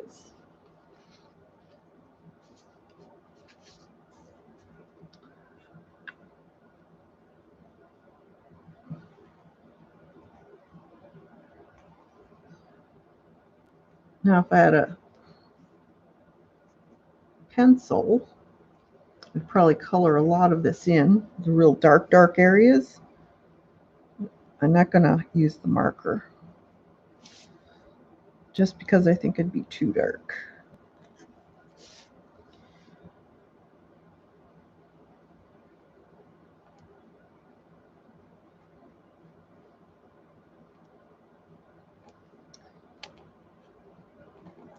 So any of these jelly prints you can use in your collage books. If you're making any of the junk journal books, these would look really awesome, I think, as bits and pieces or on their own. You could also use them with black or white marker to use as your writing.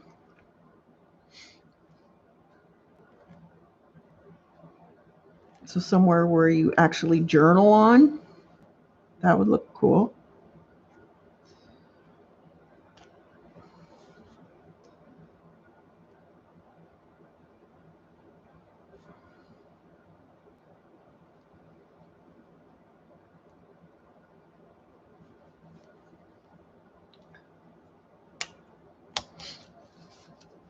There.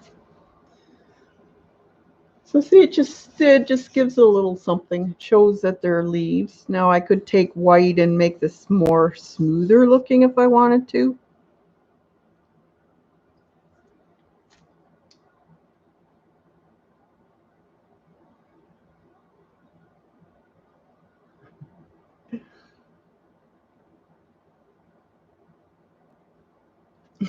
You're going after Eileen.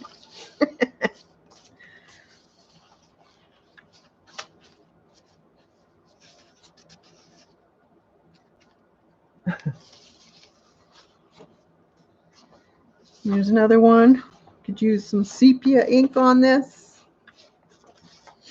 This one here, I could use this part in here to journal. That would be cool. And these here,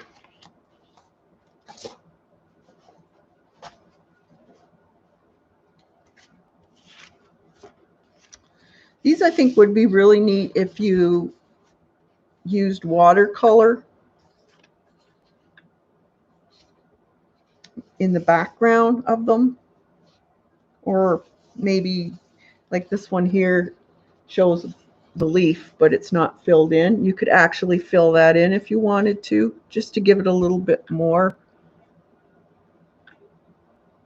color in it.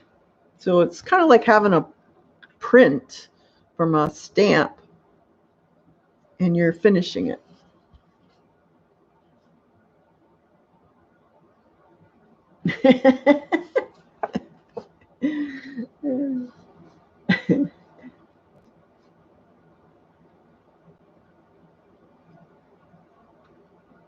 Oh, Eileen. Jeez. How about ink tents, Eileen?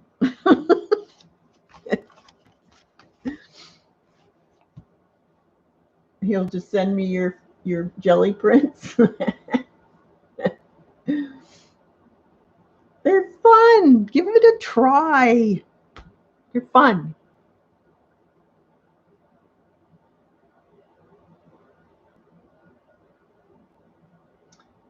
Hey, Pacola.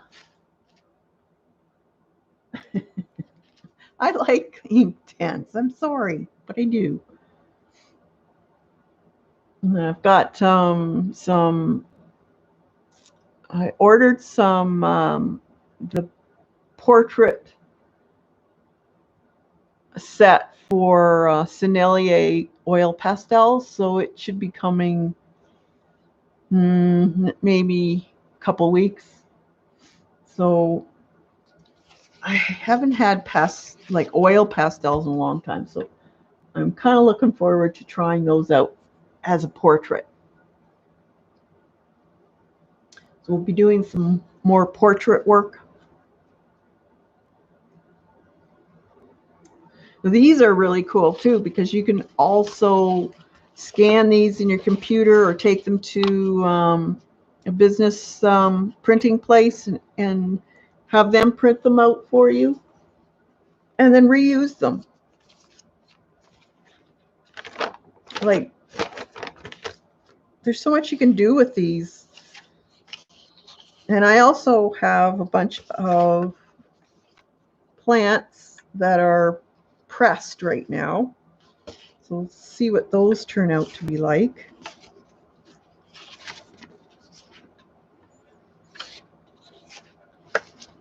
So you could scan these and just put bits and pieces if you have Photoshop or whatever and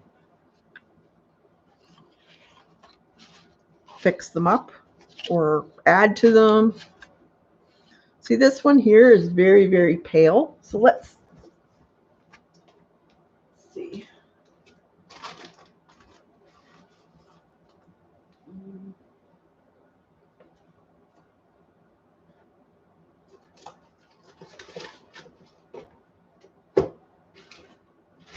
Where did I put it? Hold on.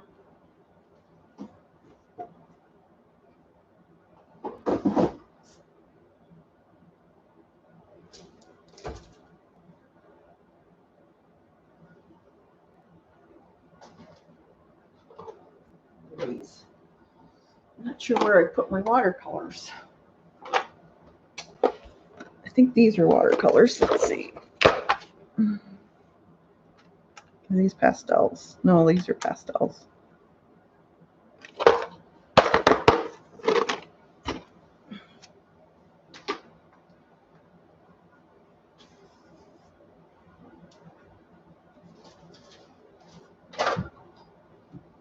No, here they are.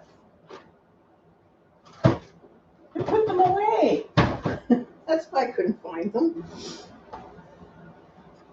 I want to see what I can do with this.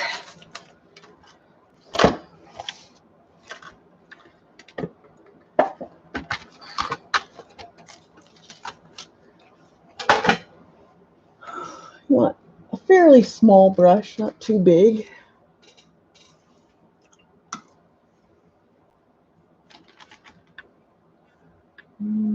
Where did I put my, there it is.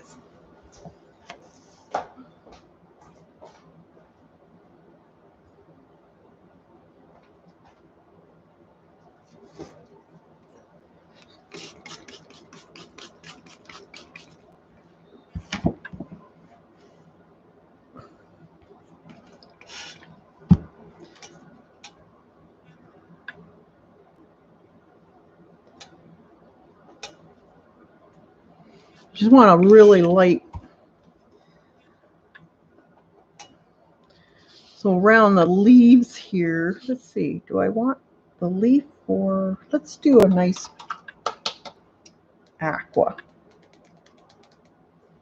color.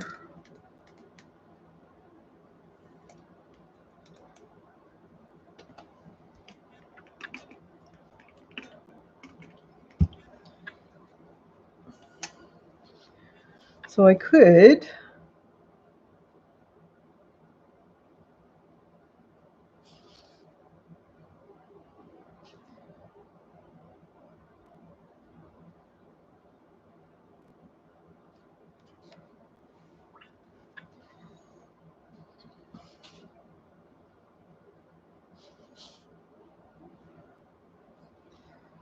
just let it run.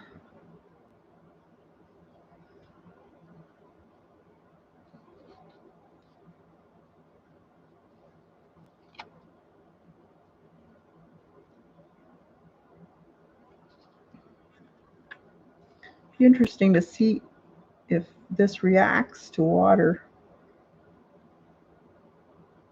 The pigments of the leaves.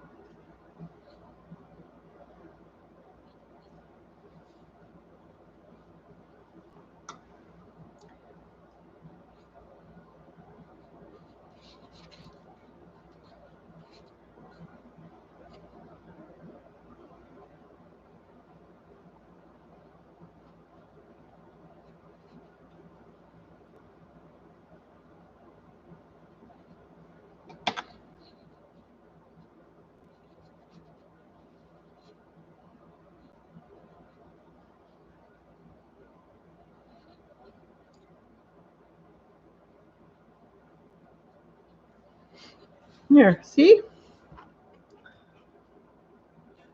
So it just adds, shows you where the leaves are.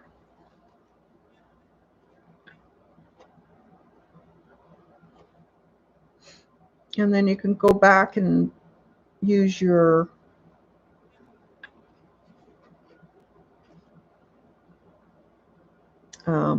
fine micron, maybe a sepia or a gray. I know you can get gray now, and put some of the lines in of the leaves. So it just emphasizes where everything is if it's not quite noticeable. It's interesting when you go over with water how the pigment of the leaves really darken. So I wonder if that would be the case if you wet everything with a gel medium. I wonder what it would do. It would stay dark? I think we should try and see.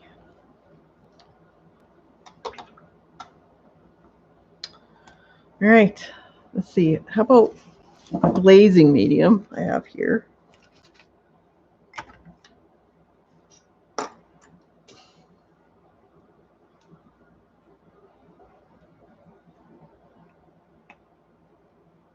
Hey, Kathy.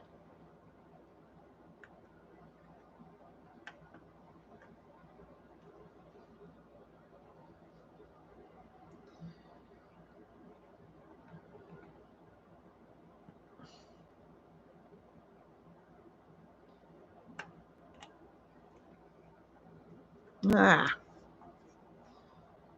clogged.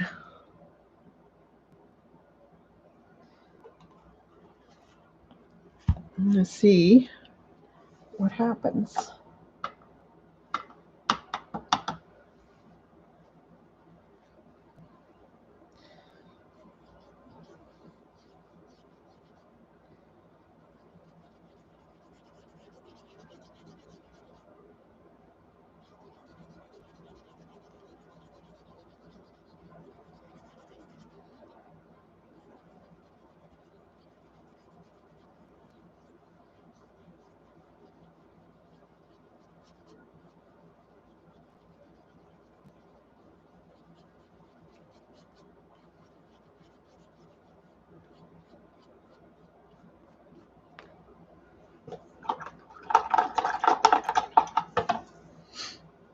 Interesting.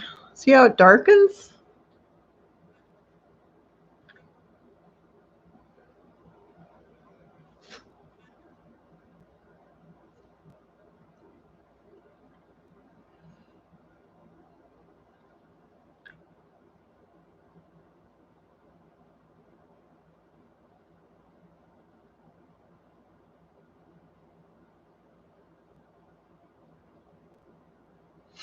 Awesome.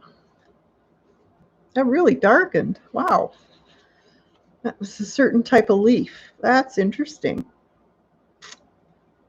Well,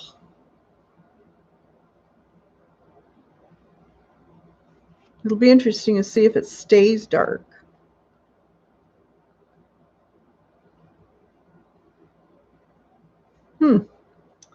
Cool.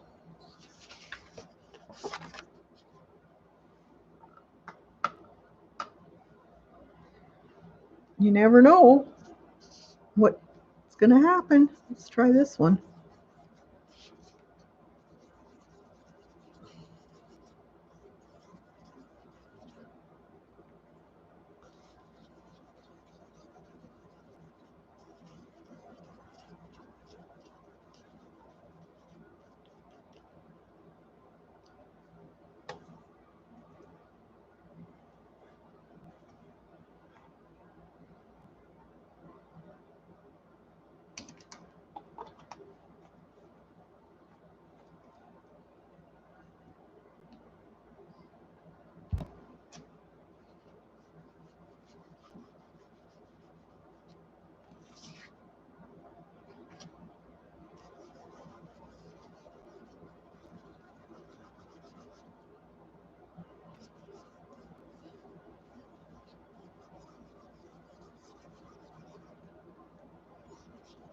So it does darken it.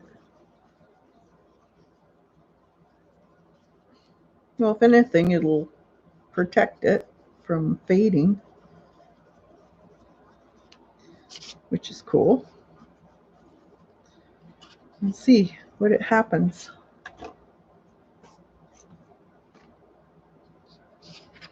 Let's see what this one does. These bright blue flower heads.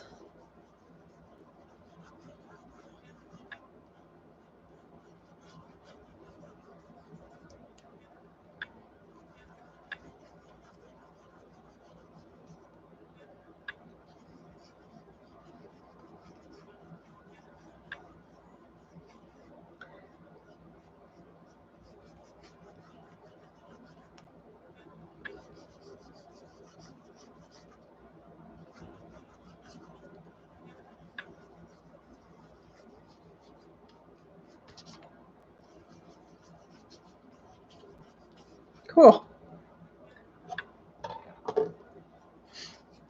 I like that one on its own. It's got enough definition that you don't need to do too much to it.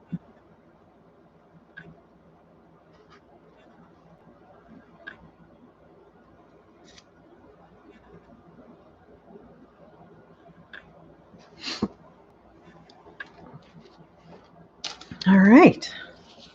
So yeah, we got lots of different ones here, so we can enhance them and with different watercolors. And let's do some green on the leaves here. So you still get the print if you do it a real light coat of the leaf, but you're just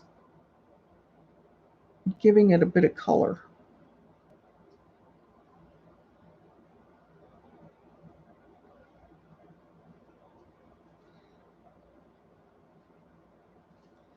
Which I like.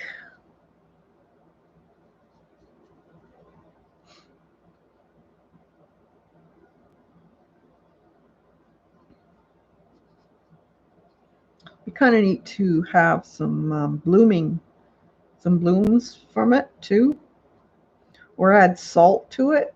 Would also look really cool.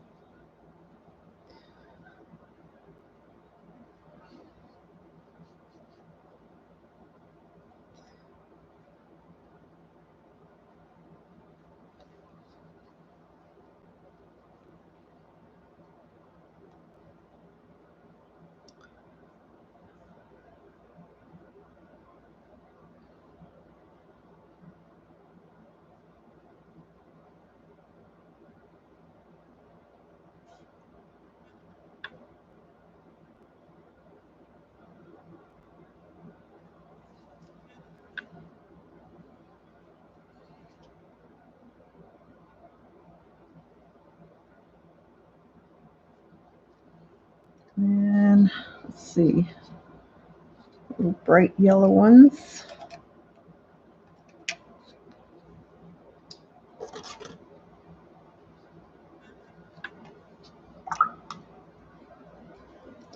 These dots.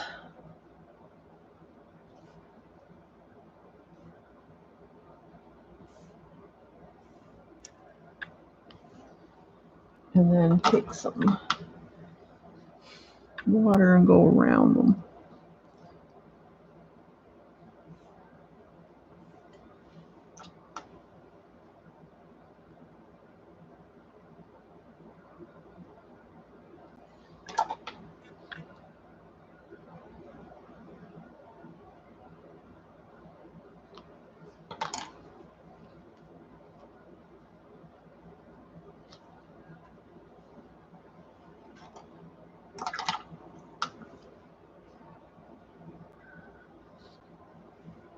Some purple.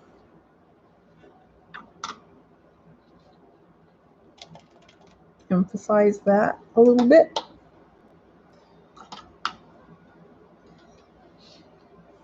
Right in here.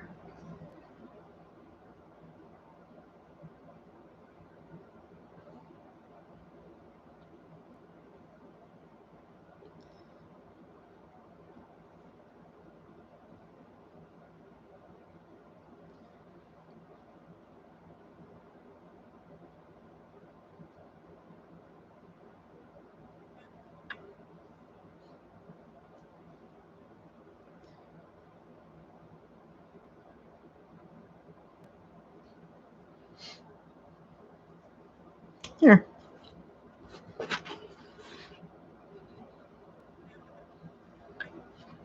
So it's just giving it a little bit more color.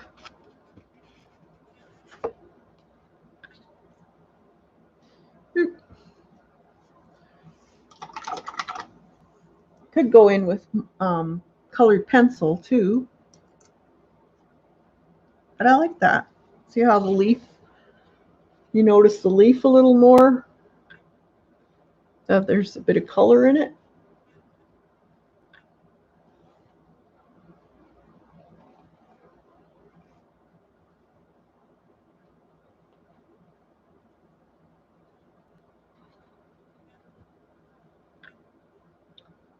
Can't seem to keep that.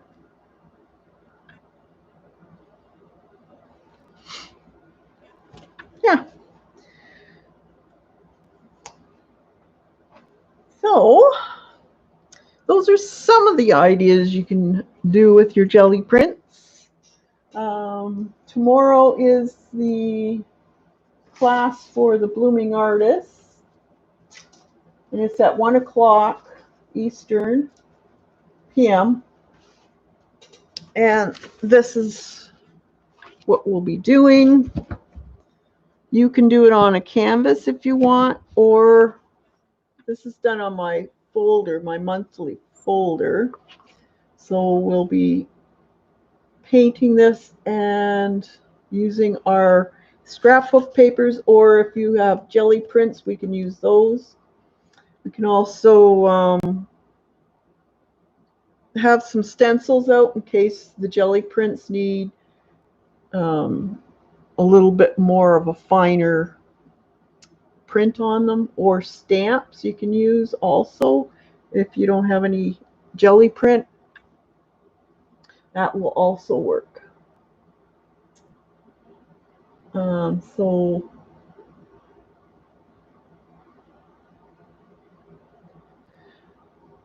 hope you enjoyed today. If you have any questions, you can get a hold of me on Twitter, Kathy Arbor, or Facebook, and it's Kathy Arbor also. Instagram, Kathy Arbor. Where do the info about the class? You have to go on my channel page, and there will be a members link, a join link. If you're on an Apple product, a lot of people can't seem to see that through the Apple product, and that's because you have to go through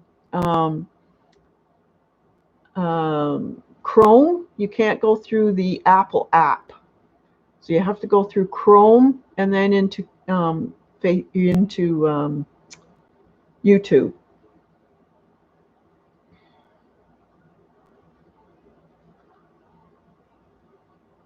Can't find that's the problem on my iPad. You'll have to go on either a computer. I don't know about an iPad.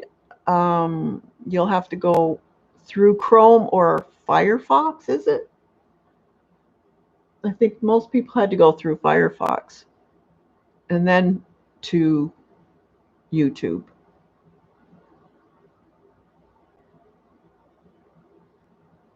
Safari? Okay, Kathy.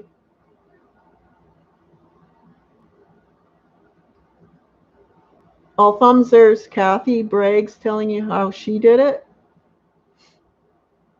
So you have to go through Safari or open Chrome app on your iPad.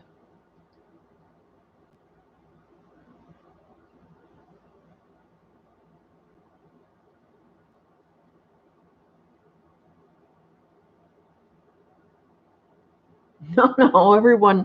I don't know why YouTube doesn't have the proper stuff for iPad or Apple products, because there's so many people that use them. They should have proper stuff for us.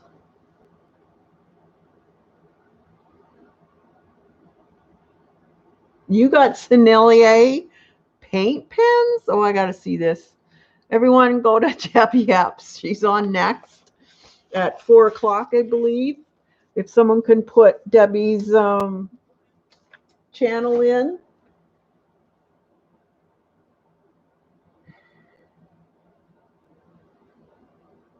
That would be great. Eileen. I'm afraid I agree with you, but hey, I don't like iPhones either, or iPad, Apple.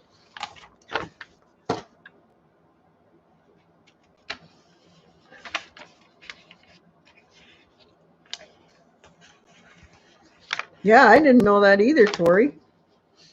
So I hope you enjoyed everything. If you got any ideas, leave a comment down below after this video has rendered.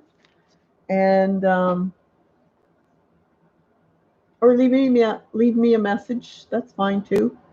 And we'll see you tomorrow for those that are in the Blooming Artists. And I have some other lessons coming up in the next couple weeks for budding artists and also artistic seedlings. So hope to see you there and have a great night. And we'll talk to you later. Stay creative, everybody.